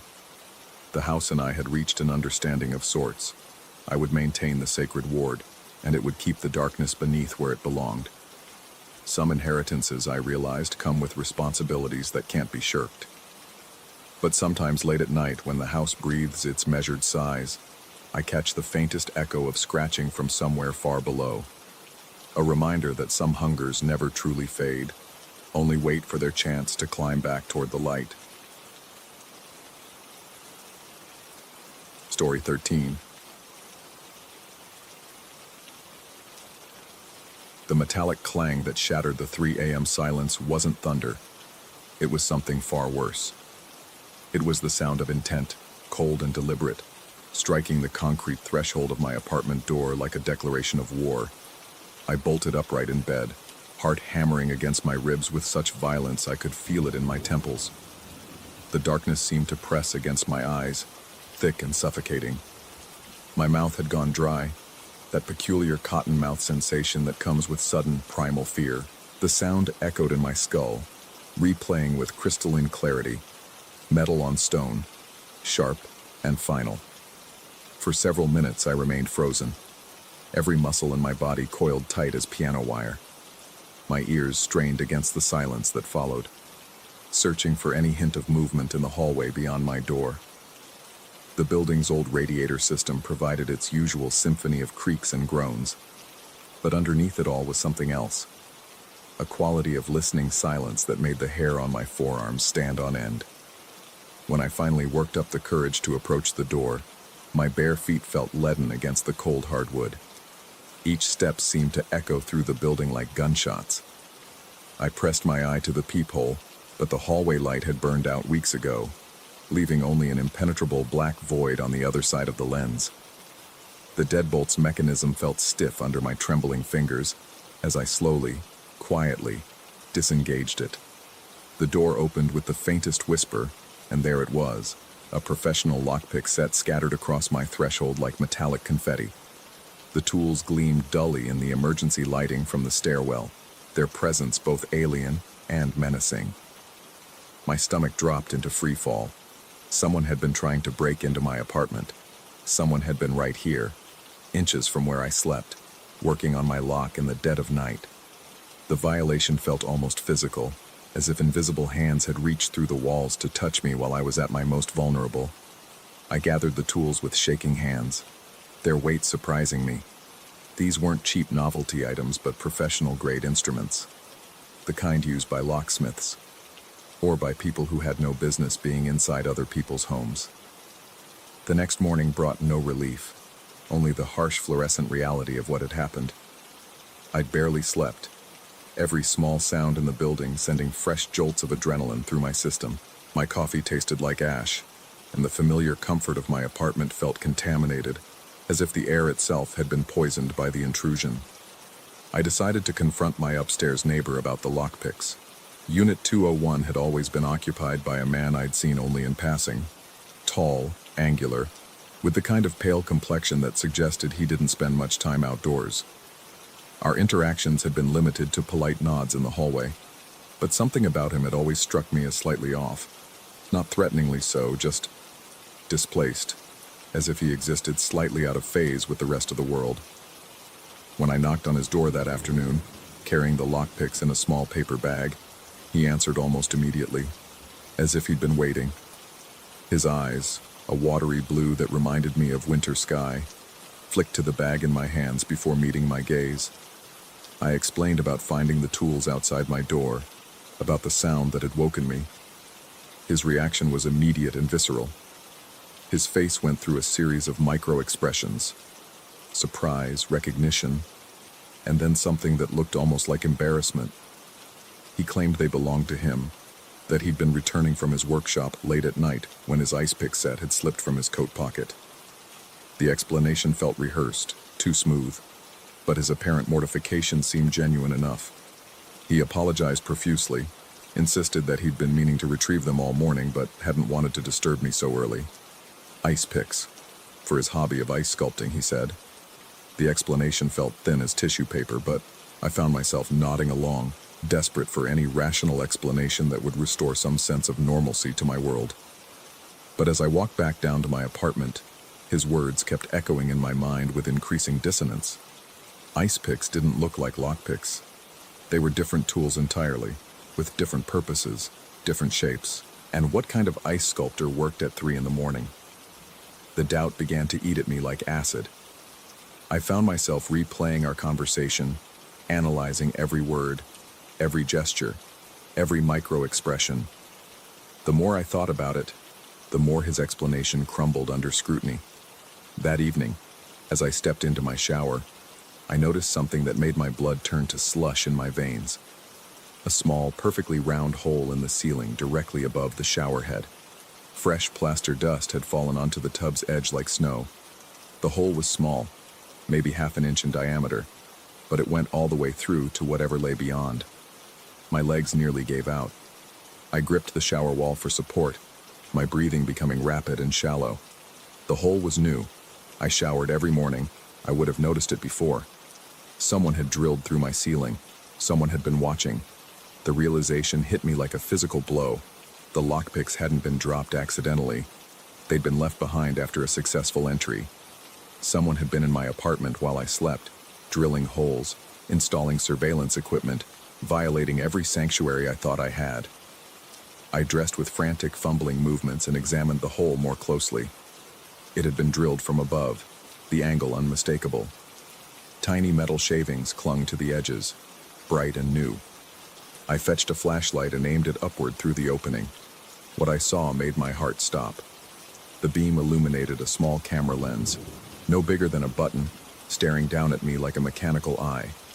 It was mounted flush against the upper side of the ceiling, nearly invisible unless you knew exactly where to look. The implications crashed over me in waves. How long had it been there? How long had I been watched during my most private moments? The thought made my skin crawl with phantom sensations, as if 1,000 insects were marching across my flesh. I stumbled backward, my breathing coming in ragged gasps. The bathroom suddenly felt impossibly small, the walls pressing in from all sides. Every shadow seemed to harbor additional threats. Every reflection in the mirror appeared distorted and wrong. My hands shook so violently, I could barely hold the flashlight steady. The camera remained motionless, a dead eye that had seen everything. My stomach lurched, and I barely made it to the toilet before dry heaving, my body rejecting the horror of discovery. Over the following days, paranoia became my constant companion. I found myself examining every inch of my apartment with obsessive thoroughness, searching for additional cameras, microphones, any sign of further intrusion. I discovered 2 more holes, one in the bedroom ceiling above my bed, another in the living room near where I usually sat to watch television. Each discovery felt like a fresh violation, as if invisible hands were reaching through the walls to strip away another layer of my privacy. I began covering the holes with tape, but the knowledge that they existed, that they had watched, remained like a splinter buried deep in my consciousness. Sleep became impossible. Every creak of the building's old bones sent fresh spikes of adrenaline through my system. I would lie awake for hours, staring at the taped-over holes, imagining eyes behind them. When exhaustion finally claimed me, my dreams were filled with watchers in the walls, mechanical eyes that followed my every movement. I started spending less time at home, finding excuses to stay late at work, to visit friends, to walk aimlessly through the city until the late hours. But eventually, I always had to return. My apartment had become a trap, but it was my trap, the only place in the world that belonged to me, or had, before it was stolen from within. The man in 201 became an object of intense scrutiny. I found myself listening for his movements above, cataloging the sounds of his daily routine. He seemed to follow a rigid schedule. Awake early, periods of complete silence broken by brief episodes of activity, then nothing until late at night when I would hear what sounded like tools being moved around. I began timing my own movements to avoid him, leaving and returning when I was certain he was out. But sometimes I would catch glimpses of him through my peephole, standing motionless in the hallway for minutes at a time, as if listening. His presence in the building felt oppressive, like a storm front moving in. My physical condition deteriorated rapidly. The constant stress manifested in trembling hands, a persistent headache that throbbed behind my eyes, and a stomach that churned with anxiety. Food tasted like cardboard, and coffee left me feeling jittery and nauseous. Dark circles appeared under my eyes, and my reflection began to look like that of a stranger, hollow-eyed and haunted. Colleagues at work commented on my appearance, but I found myself unable to explain what was happening. How do you tell someone that your upstairs neighbor might be watching you through holes in your ceiling? How do you describe the feeling of being prey in your own home? I considered calling the police, but what evidence did I have? Holes in my ceiling that could have been there for years. A set of lockpicks that their owner had readily claimed. A growing conviction that I was being watched that sounded more like paranoid delusion than criminal activity. The breakthrough came on a Tuesday night when insomnia drove me to my living room window. I was staring out at the street below when movement on the fire escape caught my attention. A figure was climbing down from the upper floors, tall, angular, moving with deliberate stealth. It was him, the man from 201, dressed entirely in black, carrying what looked like a small bag of tools. He moved like someone intimately familiar with the building's architecture, avoiding the squeaky sections of metal grating, keeping to the shadows. I watched him disappear into the alley below, my heart hammering against my ribs. This was proof, or as close to proof as I was likely to get. He was actively engaged in surveillance, using the fire escape to access vantage points throughout the building. The next day, I made a decision that felt both necessary and terrifying. I would confront him directly, armed with what I'd witnessed. The thought made my stomach churn with anxiety, but living in constant fear had become unbearable. I waited until evening, then climbed the stairs to the second floor. My legs felt weak, and sweat had begun to gather at my temples despite the building's perpetual chill. Each step seemed to echo through the stairwell like a gunshot. When I knocked on his door, the response was immediate, too immediate, as if he'd been waiting just on the other side. The door opened to reveal his pale face, but something was different. His usual mask of polite distance had slipped, revealing something sharp and predatory underneath. His apartment was visible behind him, and what I saw there made my blood freeze. The walls were covered with photographs, dozens of them, maybe hundreds. Pictures taken through windows, captured from hidden vantage points, showing people in their most private moments. The building's residents going about their daily lives, unaware they were being documented. And among them, prominently displayed, were photos of me. In my apartment, in my shower, sleeping in my bed. The violations documented in meticulous detail, cataloged like specimens. His eyes followed my gaze to the photographs, and when he looked back at me, his expression had changed completely. The pretense of normalcy had evaporated, leaving behind something cold and calculating. He told me, in a voice devoid of emotion, that I'd seen too much, that the building was his laboratory, its residents his subjects. That privacy was an illusion people clung to because reality was too uncomfortable to accept. The conversation that followed felt surreal, like a fever dream. He spoke about observation as art, about the beauty of capturing people in their unguarded moments. His voice never rose above a conversational tone, but every word felt like ice water in my veins. I backed away slowly, fighting the urge to run. Running would provoke chase instincts, and something in his demeanor suggested that would be very, very bad. Instead, I nodded as if I understood, as if his explanations made perfect sense. When I finally reached my own apartment, I called the police from my trembling hands. The responding officers were skeptical at first, but the holes in my ceiling and the description of what I'd seen in his apartment were enough to warrant investigation. They found everything I'd described and more. The man in 201 had been documenting the lives of everyone in the building for over 2 years. His apartment was a shrine to violation, filled with surveillance equipment, photographs, and detailed notes about our routines and habits. He was arrested without incident, his calm demeanor never wavering even as they led him away in handcuffs. But as the police car pulled away from the curb, I caught sight of his face through the rear window. He was smiling. The building emptied quickly after word spread about what had been discovered. Most residents broke their leases and moved away, unable to bear the knowledge of how long they'd been watched. I stayed longer than most, partly out of stubbornness, partly because moving felt like admitting defeat. But the apartment never felt the same. Even after the holes were professionally repaired, even after I'd changed all the locks and installed additional security measures, the sensation of being watched persisted. Some violations leave permanent scars, invisible but undeniable. When I finally moved out 3 months later, I left no forwarding address. I found a new place on the ground floor of a different building, with windows that faced busy streets and neighbors whose faces I could see clearly. But sometimes, in the quiet hours before dawn, I still find myself checking the ceiling for fresh holes, listening for the sound of footsteps that might not belong. The man in 201 was sentenced to 2 years for breaking and entering, invasion of privacy, and illegal surveillance. But the real sentence, the knowledge that privacy is always provisional, that safety is always temporary, that watchers exist in the walls, that sentence lasts forever. I still have the lockpicks. They sit in a drawer in my new apartment, a reminder that some violations can never be undone, only survived. And sometimes, in the darkest hours of sleepless nights, I take them out and hold them in my trembling hands, wondering if somewhere out there, new eyes are learning to see through new holes, and if anyone is truly ever alone.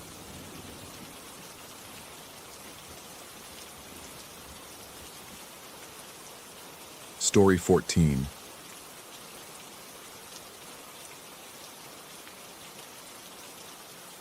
The first hole appeared on a Tuesday morning, perfectly round and no bigger than a quarter, carved through the ceiling directly above my pillow. Fresh wood shavings dusted my sheets like snow, pale and clean against the dark fabric. I discovered it when sunlight pierced through at an angle I'd never seen before, casting a thin beam across my face that woke me earlier than usual. My heart hammered against my ribs as I stared up at that impossible opening, my mouth suddenly dry as cotton. The wood around the edges looked fresh cut, almost wet, with no signs of age or wear that might explain a natural collapse. My hands trembled as I brushed the shavings from my pillow. They felt real enough between my fingers, rough and fibrous, carrying the sharp scent of freshly sawn pine. I counted them compulsively, 17 pieces scattered across my bed, each one a tiny witness to whatever had happened while I slept. The building was old, a converted Victorian that had been sliced into 4 apartments. Mine occupied the second floor, with Mrs. Chen below, and the Hendersons to my right. Above stretched the communal attic space, accessible through a trapdoor in the hallway that both my upstairs neighbor Jake and I were supposed to share for storage. The landlord had explained this arrangement when I signed the lease 6 months ago, though I'd never had occasion to venture up there. I climbed onto my bed and pressed my eye to the hole. Darkness greeted me, thick and impenetrable, though I caught a whiff of something stale and organic that made my stomach clench. When I called up through the opening, my voice echoed strangely, as if the space above was both larger and smaller than it should be. Jake lived in the apartment across the hall. When I knocked on his door that morning, he answered in his bathrobe, hair disheveled, coffee mug steaming in his hand. I explained about the hole, watching his face carefully for any flicker of recognition or guilt. His confusion seemed genuine enough when he insisted he hadn't been in the attic for months, not since storing his ex-girlfriend's boxes up there in the spring. He offered to take a look, following me back to my apartment with the casual concern of a good neighbor. Standing on my bed beside me, he peered up through the hole and frowned. When he suggested it might be the result of settling or water damage, his voice carried none of the conviction his words attempted. We both knew that wood didn't drill itself into perfect circles. That afternoon, I bought a small flashlight and climbed through the hallway trapdoor to investigate. The attic stretched longer than I'd expected, running the full length of the building with a partition wall separating Jake's half from mine. Cobwebs hung like gray curtains between the rafters, disturbed by my movement into writhing shadows that made my skin crawl. I found the spot above my bedroom easily enough. A new hole punched through the floor, surrounded by fresh wood shavings that crunched under my shoes. But what stopped my breath entirely was the discovery of a second hole, this one only half finished, the drill bit still embedded in the wood, as if someone had been interrupted mid-task. My pulse roared in my ears as I examined the partition wall between the 2 attic halves. New screws gleamed silver bright against the old wood, at least a dozen of them driven deep into the boards. Someone had been working up here recently, reinforcing the barrier, or perhaps trying to breach it. The metal felt cold under my fingertips, and I jerked my hand back when I realized how much it trembled. Sleep became elusive after that. Every creak of the old building made me bolt upright, straining to hear footsteps above or the whine of a drill. I took to sleeping on the couch, abandoning my bedroom entirely, but even there I felt exposed and watched. The darkness seemed to press down on me with unusual weight, and more than once I caught myself holding my breath, listening for sounds that never came. On Thursday, I discovered the second completed hole. This one had appeared overnight, positioned directly above where my head would rest if I slept in my usual spot on the couch. Wood shavings again, scattered with the same deliberate precision, and when I pressed my eye to the opening, that same stale organic smell wafted down to meet me. My hands shook so violently I could barely dial Jake's number. When he answered, I could hear the irritation in his voice even before I explained. He repeated his earlier denial with less patience this time, suggesting I contact the landlord if I was so concerned about building maintenance. The conversation ended abruptly when he claimed to have somewhere important to be. I spent that day at the library, researching the building's history on their public computers.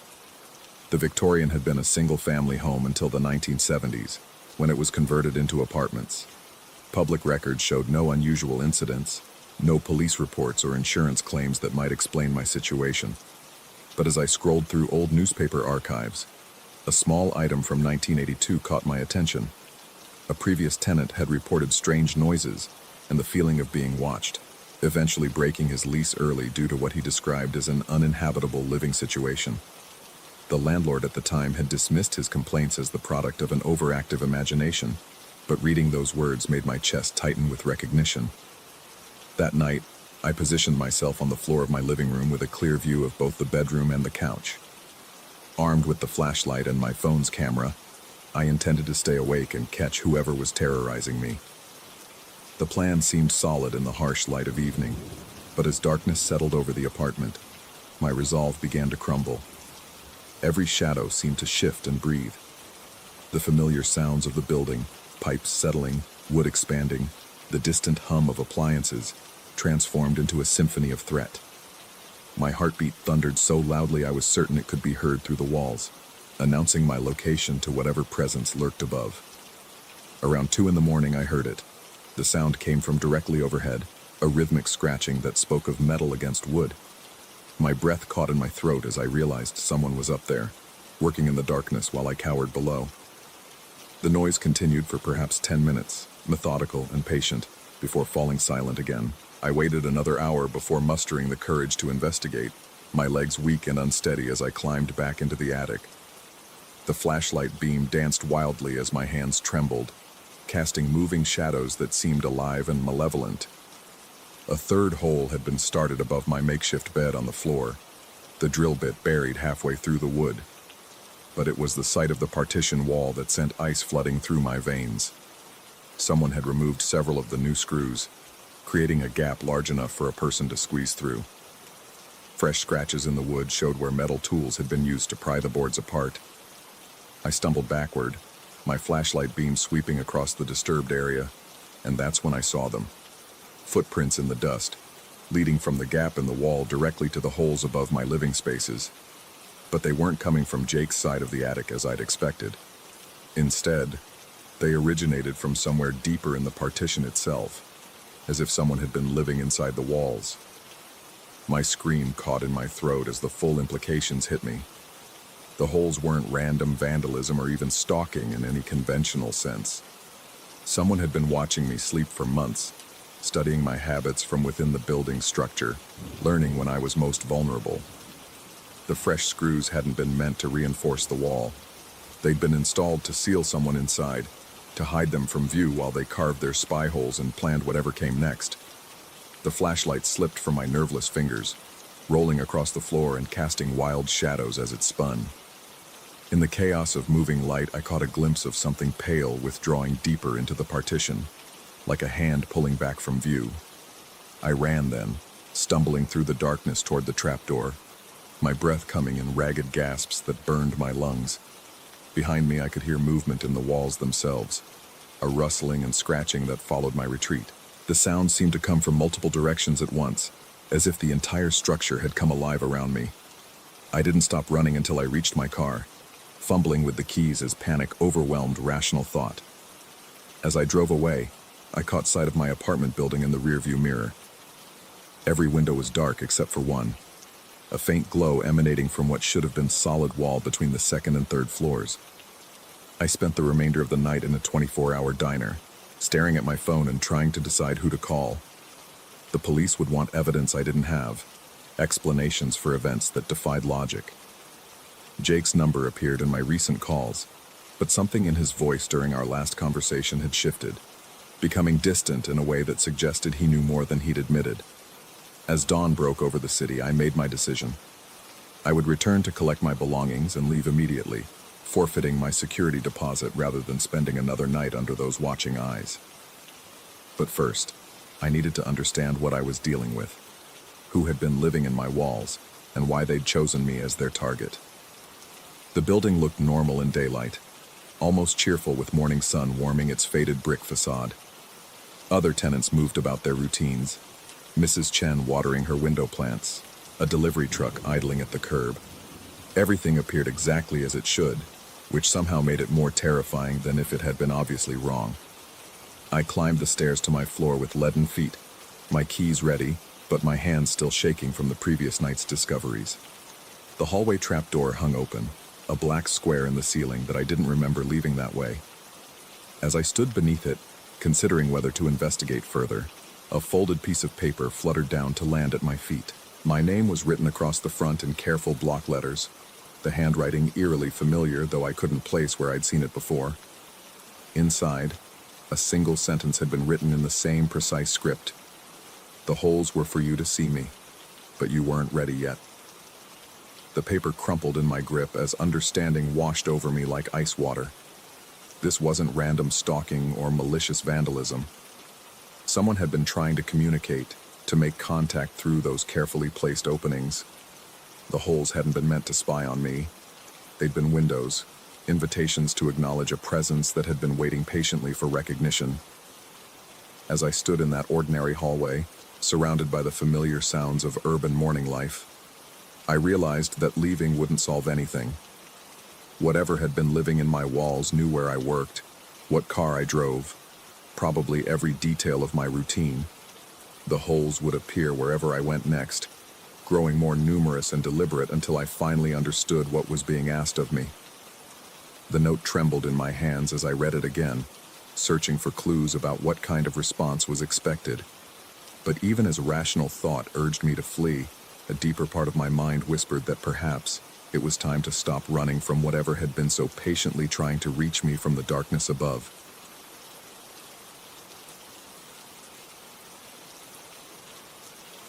Story 15.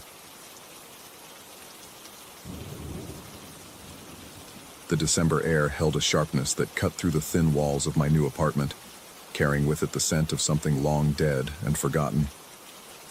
I'd been living in this cramped space for 3 weeks, and tonight marked my first attempt at making it feel like home. The artificial Christmas tree stood crooked against the far wall, its plastic branches reaching toward the water-stained ceiling like desperate fingers. Each ornament I hung seemed to absorb the weak light from the single bulb overhead, creating dancing shadows that made my skin crawl. I should have known something was wrong the moment I signed the lease. The landlord's hands had trembled when he passed me the keys, and his eyes never quite met mine. The rent was impossibly low for downtown, even for a place this rundown. But desperation makes you ignore red flags, and I needed somewhere to disappear after everything fell apart back home. The building itself felt diseased. Paint peeled from the hallway walls like scabs, revealing layers of sickly yellow underneath. The elevator hadn't worked in months, according to Mrs. Chen from 3B, forcing residents to climb the narrow stairwell that reeked of mildew and something else. Something metallic that made my throat tighten whenever I breathed too deeply.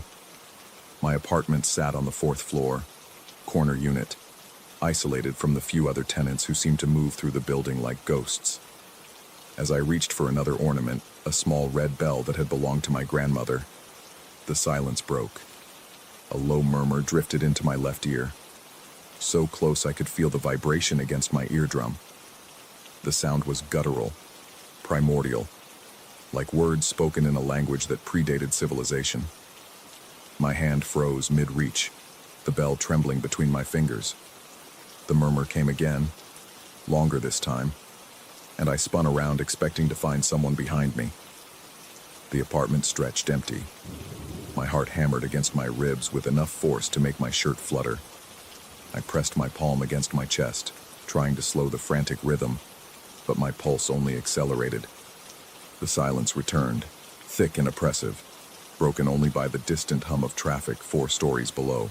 I turned back to the tree, convincing myself it had been pipes settling or wind through the old window frames. But as I lifted the ornament toward a bare branch, my elbow brushed against something unexpected. The Christmas light I'd just hung swayed, and beneath it, pressed into the wallpaper like a brand, was a dark stain. My fingers found the ornament's hook and carefully removed the light. The stain became fully visible, a mark of pure black that seemed to absorb light rather than reflect it. At first glance it looked like soot or char, but as I leaned closer, the randomness resolved into deliberate lines. Curves and angles formed a symbol I didn't recognize, but that made something deep in my chest constrict with primal fear. The mark appeared freshly made, as if someone had pressed a burning coal against the wall moments before my arrival. But I'd been in the apartment all evening, and the wall had been clean when I started decorating. My hand reached toward the symbol, then stopped inches away. The air around it felt different, thicker, charged with an energy that made the hair on my arms stand at attention. I backed away from the wall, my legs suddenly unsteady.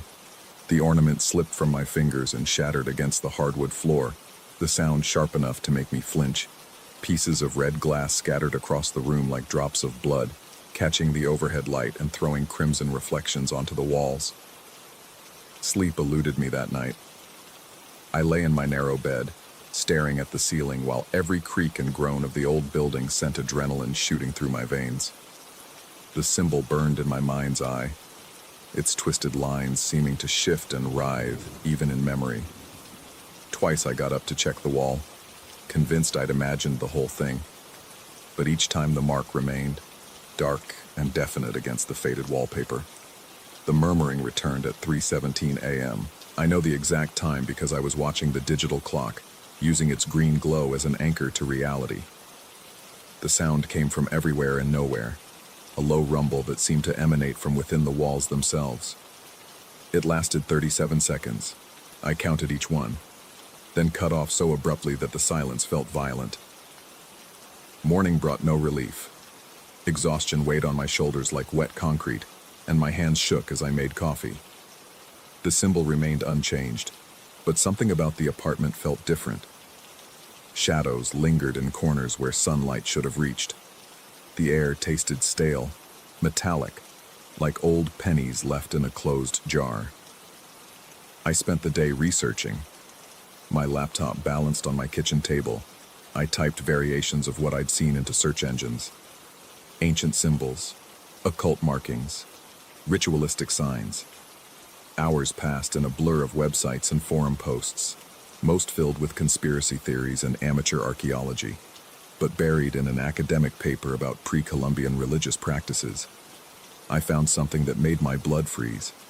The symbol matched perfectly with one described in a colonial-era document from Salem. The paper referenced a journal entry from 1672, written by a Puritan minister who'd encountered similar markings in a house where unexplained phenomena had been reported. The minister described the symbol as a gateway mark, used in rituals to thin the boundary between the physical world and what he called the spaces between spaces. According to the journal, the marks appeared spontaneously in homes where the barrier between dimensions had been deliberately weakened. The minister wrote of voices in unknown languages, of shadows that moved independently of their sources, and of residents who slowly lost their grip on reality as the influence from beyond seeped through. My coffee had gone cold hours ago, but I couldn't stop reading.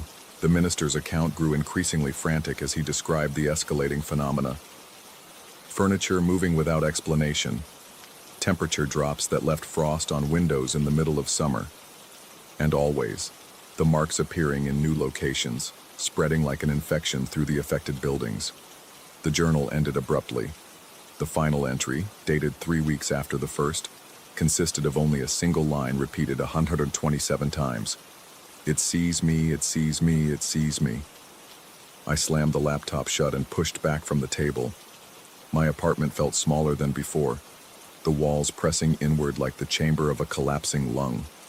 The symbol seemed to pulse in my peripheral vision, demanding attention even when I deliberately looked away. That evening, I discovered 2 more marks.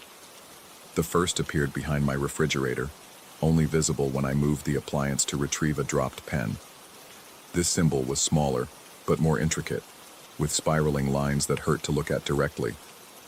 The second manifested on the bathroom mirror, etched into the silvering like acid burns. When I breathed on the glass, the fog revealed additional lines, creating a pattern so complex my eyes couldn't follow its complete structure. The murmuring grew stronger each night. What had started as whispers became conversations in that guttural, alien language. I could hear multiple voices now, some deep enough to vibrate through the floor, others high and sharp like breaking glass. They seemed to come from inside the walls, from beneath the floorboards, from spaces that couldn't possibly exist. Sleep became impossible. Every time I closed my eyes, I felt watched. The sensation was so intense it was almost physical. A pressure against my skin, a warmth that shouldn't be there. I installed motion sensor lights in every room, but they triggered constantly with no visible cause. The bulbs burned out within days, leaving me in darkness broken only by the pale glow of my phone screen. By the end of the first week, I'd stopped eating regularly. Food tasted like ash, and my stomach cramped whenever I tried to swallow. My reflection in the bathroom mirror showed a stranger, hollow-eyed, pale, with skin that seemed too tight across my skull. The symbol on the glass had grown larger, its lines now covering nearly half the surface. I called the landlord, desperate for answers about the apartment's history. His voice cracked when he heard my address, and he claimed to know nothing unusual about the building. But before hanging up, he mentioned that the previous tenant had left suddenly, abandoning most of his belongings. The super, a bent man named Frank, who smelled of cigarettes and despair, was more forthcoming. Over a shared beer in the building's basement, he told me about the others who'd lived in my apartment. None had stayed longer than 2 months. All had left without notice, sometimes in the middle of the night. One had been found 3 days later in a psychiatric facility, claiming that something was trying to crawl into his mind through cracks in reality. Frank's hands shook as he described finding my apartment after each departure.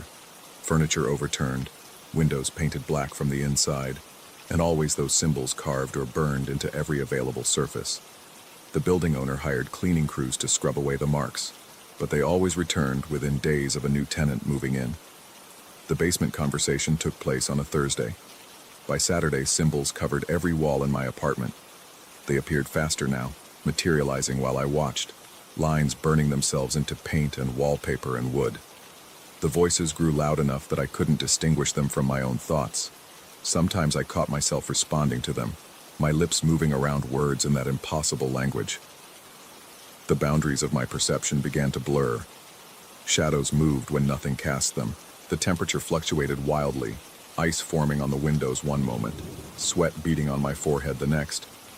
Objects relocated themselves when I wasn't looking. My coffee mug appeared in the refrigerator. Books arranged themselves in patterns that spelled out symbols. The bathroom faucet ran red water that smelled of copper and fear. I knew I should leave. Every rational part of my mind screamed for escape. But something held me there. A compulsion that felt foreign yet irresistible. The symbols seemed to pulse with life, drawing my attention, commanding my presence. I found myself tracing their lines with my fingertips, feeling the heat that radiated from them like brands fresh from the fire. The revelation came on the 10th night. I was standing before the original symbol, the one behind the Christmas tree, when my vision suddenly sharpened. The mark wasn't burned into the wall, it was carved into reality itself. Through the gaps in its twisted lines, I could see something else. Another space, vast and dark, where things that shouldn't exist moved with purpose and hunger. They had been watching me through those cracks. Not malevolent entities from some hellish dimension, but something far worse. Aspects of consciousness that existed in the spaces between thoughts, in the gaps where sanity faltered. They fed on confusion, on the dissolution of rational thought, on the moment when a mind stopped trusting its own perceptions. The apartment wasn't haunted, it was infected. Each symbol was a wound in the fabric of reality, allowing these parasitic thoughts to seep through and nest in the minds of the residents. They didn't want to possess or destroy. They wanted to transform, to reshape human consciousness into something more compatible with their alien nature.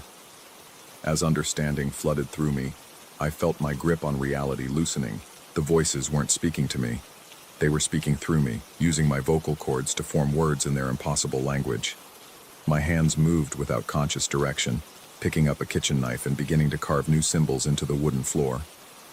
But in that moment of absolute terror, as I watched myself become a conduit for something inhuman, a spark of defiance ignited. The part of me that remained unchanged, that still remembered who I'd been before the symbols appeared, fought back with desperate fury. I couldn't destroy the marks. They existed beyond physical reality, but I could deny them what they needed. I could refuse to surrender my sanity, could choose chaos over the alien order they offered. With enormous effort, I forced my hand to drop the knife. The blade clattered against the floor, its sound sharp and real in a world that had become fluid and uncertain. The voices rose to a shriek, the symbols flaring with painful brightness. The apartment shook as if reality itself was convulsing. Then everything stopped. The silence that followed was absolute. The symbols remained, but their power had broken. They were just marks now, dark stains with no more meaning than spilled coffee or water damage. The oppressive atmosphere lifted, leaving behind only the mundane problems of a run-down apartment in a bad neighborhood. I packed that night, throwing my few possessions into boxes without care for organization. By dawn, I was gone, leaving the keys on the kitchen counter next to a note explaining nothing. The landlord could keep my deposit. 3 months later, I live in a different city, in a bright apartment with large windows and neighbors who actually speak to each other. I sleep through the night now, and food tastes like food again. But sometimes, when I'm very tired or very stressed, I catch glimpses of symbols in my peripheral vision. They fade when I look directly at them, but their presence lingers like an itch I can't quite reach. I've learned that some kinds of knowledge can't be unlearned. The things that exist in the spaces between spaces are still there, still watching, still waiting for the next person desperate enough to ignore the warning signs. They don't need to invade our reality. They just need us to invite them in. One symbol at a time, one broken mind at a time. The building still stands. Frank tells me they haven't found a tenant willing to stay in my old apartment for more than a week. The symbols reappear within hours of any cleaning attempt, and the murmuring starts again as soon as someone tries to sleep there. Sometimes I wonder about the others who lived there before me, whether any of them understood what was happening, whether any of them escaped with their sanity intact. But mostly I try not to think about it at all. Some doors, once opened, can never be fully closed again. The Christmas tree is probably still there, crooked against the wall, its plastic branches heavy with dust and the weight of something that should never have been awakened. And behind it, burned into reality itself, the first symbol continues to pulse with patient hunger, waiting for the next lost soul to stumble into its web of whispered madness.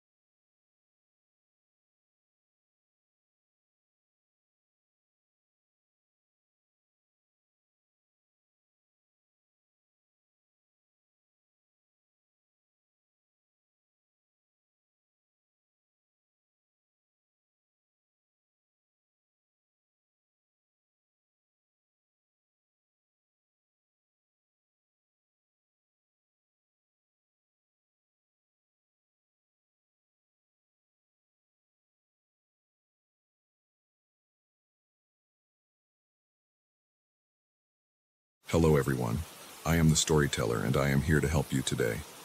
I know you use this video to fall asleep, so before that, like the video and subscribe to the channel.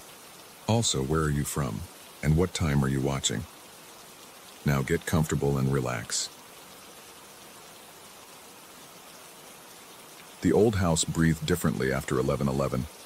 I first noticed it during my third night staying at my grandparents' place, when the familiar creak of settling wood transformed into something else entirely. A wheeze, a rattle, as if the walls themselves were struggling for air. The digital clock on the nightstand glowed an accusatory red, 23:11. Every room beyond this bedroom door had become a lung slowly collapsing. My grandfather had mentioned it once, years ago, in passing. Something about how the house got temperamental at night, how it was best to stay put once you'd settled in for the evening. I dismissed it as the eccentric rambling of an old man grown too attached to his routines. Now, 3 weeks after his funeral, alone in this place I'd inherited along with my grief, I understood why he'd spoken of the house as if it were alive. The air conditioning unit hummed its familiar tune, but something felt wrong. The temperature hadn't changed, yet my skin prickled with a different kind of cold, the kind that seeped from the inside out. My throat tightened as I lay in the narrow bed, staring at the water stain on the ceiling that resembled a grasping hand. The stain had been there since childhood, but tonight it seemed to pulse with each beat of my heart. I'd been staying here for 3 weeks now, sorting through decades of accumulated memories, deciding what to keep and what to let go. During the day, the house felt normal, worn but welcoming, filled with the gentle mustiness of old books and lavender sachets. But every night at exactly 11:11, something shifted. The air grew thick and syrupy, making each breath a conscious effort. The familiar sounds of the house, the settling beams, the humming refrigerator, the distant traffic, all became muffled, as if heard through water. My pulse quickened as I remembered the first night I'd experienced it. I'd been in the kitchen making myself a late snack when the feeling hit like a physical weight pressing down on my chest. The simple act of walking from the kitchen to the bedroom had become a marathon, each step requiring tremendous effort, my lungs working overtime to extract oxygen from air that seemed to have lost its substance. I'd barely made it to the bedroom before collapsing onto the bed, gasping like a drowning man who'd finally broken the surface. The second night, I'd been more prepared. I'd made sure to be in the bedroom well before 11:11, watching the clock with the intensity of a bomb technician. As the minutes ticked over, I'd felt the change like a tide rolling in, subtle at first, then overwhelming. Even with the bedroom door closed, I could sense the heaviness settling over the rest of the house like a suffocating blanket. Tonight was different. Tonight, the curiosity that had always been my weakness was gnawing at me with renewed intensity. What exactly happened out there? Was it truly dangerous or just uncomfortable? My rational mind insisted it was probably just anxiety, grief manifesting in strange ways, my subconscious creating phantom symptoms to match my emotional state. But my body knew better. My body remembered the way my chest had constricted, how my vision had blurred at the edges, the metallic taste that had flooded my mouth as I'd struggled to breathe in that thickened air. The clock read 23:47 now. Whatever phenomenon gripped the house had been in effect for 36 minutes. My curiosity burned hotter than my fear, a dangerous combination that had gotten me into trouble more times than I could count. I told myself I would just crack the door open, just take a quick peek to see if there was anything visibly different about the hallway. My hand trembled as I reached for the doorknob. The brass was cold against my palm, colder than it should have been in the summer heat. I turned it slowly, wincing at the soft click of the mechanism engaging. The door opened barely an inch, and immediately I felt it, that crushing weight pressing against the narrow opening, trying to force its way into my sanctuary. The hallway looked normal. The same family photos lined the walls, the same worn carpet stretched toward the kitchen. But the air shimmered with an almost imperceptible density, like heat waves rising from summer asphalt. I held my breath and opened the door another inch. The pressure increased immediately. My chest began to tighten, that familiar sensation of my lungs forgetting how to function properly. I could taste copper on my tongue, and my vision started to tunnel at the edges. This was exactly what had happened the first 2 nights, but now I was experiencing it by choice, conducting my own twisted experiment. I slammed the door shut and leaned against it, my heart hammering against my ribs. Sweat beaded on my forehead despite the air conditioning, and my mouth had gone dry as parchment. But along with the fear, I felt something else, a perverse satisfaction. I'd proven to myself that it was real, whatever it was. This wasn't grief-induced hallucination or anxiety attacks. Something genuinely inexplicable was happening in this house every night. The next evening, I prepared more thoroughly. I positioned myself just inside the bedroom door, gathering my courage like armor. I'd spent the day researching everything I could find about unusual atmospheric phenomena, electromagnetic fields, even infrasound frequencies that could cause physical discomfort. None of it explained what I was experiencing, but the research had given me a framework, a way to approach this scientifically rather than surrendering to superstition. At 23:10, I stood with my hand on the doorknob, counting down the seconds. My heartbeat thundered in my ears, drowning out the house's normal nighttime symphony. When the digital clock flickered to 23:11, I felt the change immediately, even through the closed door. The air pressure in the bedroom shifted subtly, as if the house were holding its breath. I opened the door and stepped into the hallway. The sensation hit me like diving into deep water. My ears popped, and that crushing weight settled over my chest with renewed intensity. But this time, I was ready for it. I forced myself to take slow, measured breaths, fighting against my body's instinct to panic. Each inhalation required conscious effort, like trying to breathe through wet concrete, but I managed to stay upright. The hallway stretched before me, looking deceptively normal. I took one step forward, then another. The pressure increased with each movement away from the bedroom, as if the house were warning me back. By the time I reached the living room entrance, my vision was swimming, and my legs felt like lead. But I could see into the living room now, and what I saw made my blood freeze. The furniture had moved. Not dramatically, just enough to be wrong. The coffee table sat at a slightly different angle. The armchair had rotated a few degrees toward the hallway, as if something had been sitting in it, watching the bedroom door. The television remote lay on the floor beside the couch, though I clearly remembered leaving it on the arm. My rational mind scrambled for explanations. Maybe I'd misremembered where everything was. Maybe the house settling had shifted things slightly. Maybe the cleaning lady I'd hired had moved items and forgotten to put them back exactly. But deep in my gut, I knew none of those explanations were true. The sofa, my grandfather's ancient brown leather monster that dominated the room, sat in its usual position against the far wall. Or at least, it appeared to. Something about its placement nagged at me, but I couldn't put my finger on what was different. I took another step into the room, fighting against the oppressive atmosphere that seemed to grow thicker with each passing second. My lungs burned, and sweat dripped down my spine despite the chill that had settled into my bones. The sensation of being watched intensified, making the hair on my neck stand at attention. That's when I noticed the gap. The sofa had moved forward. Just an inch, maybe less, but enough to create a narrow space between its back and the wall where none had existed before. In that gap, something glinted, a reflection of the streetlight filtering through the curtains, bouncing off what looked like glass or metal. My curiosity overrode my survival instincts. I forced myself deeper into the room, each step a monumental effort against the suffocating atmosphere. My heart felt like it might burst from the strain, and black spots danced at the periphery of my vision. But I had to know what was hidden behind that sofa.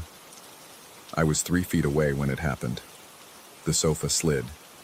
Not slowly, not gradually, but with a deliberate fluid motion that spoke of intent rather than accident. It moved exactly one hand's width forward, the sound of leather against hardwood echoing through the oppressive silence. The gap I'd been approaching vanished completely, the sofa now pressed firmly against the wall. But that wasn't the worst part. The worst part was that it had blocked my path back to the hallway. The sofa now sat at an angle that hadn't existed moments before, its bulk creating a barrier between me and the bedroom door. The space that had been wide enough for comfortable passage was now narrowed to barely the width of my shoulders.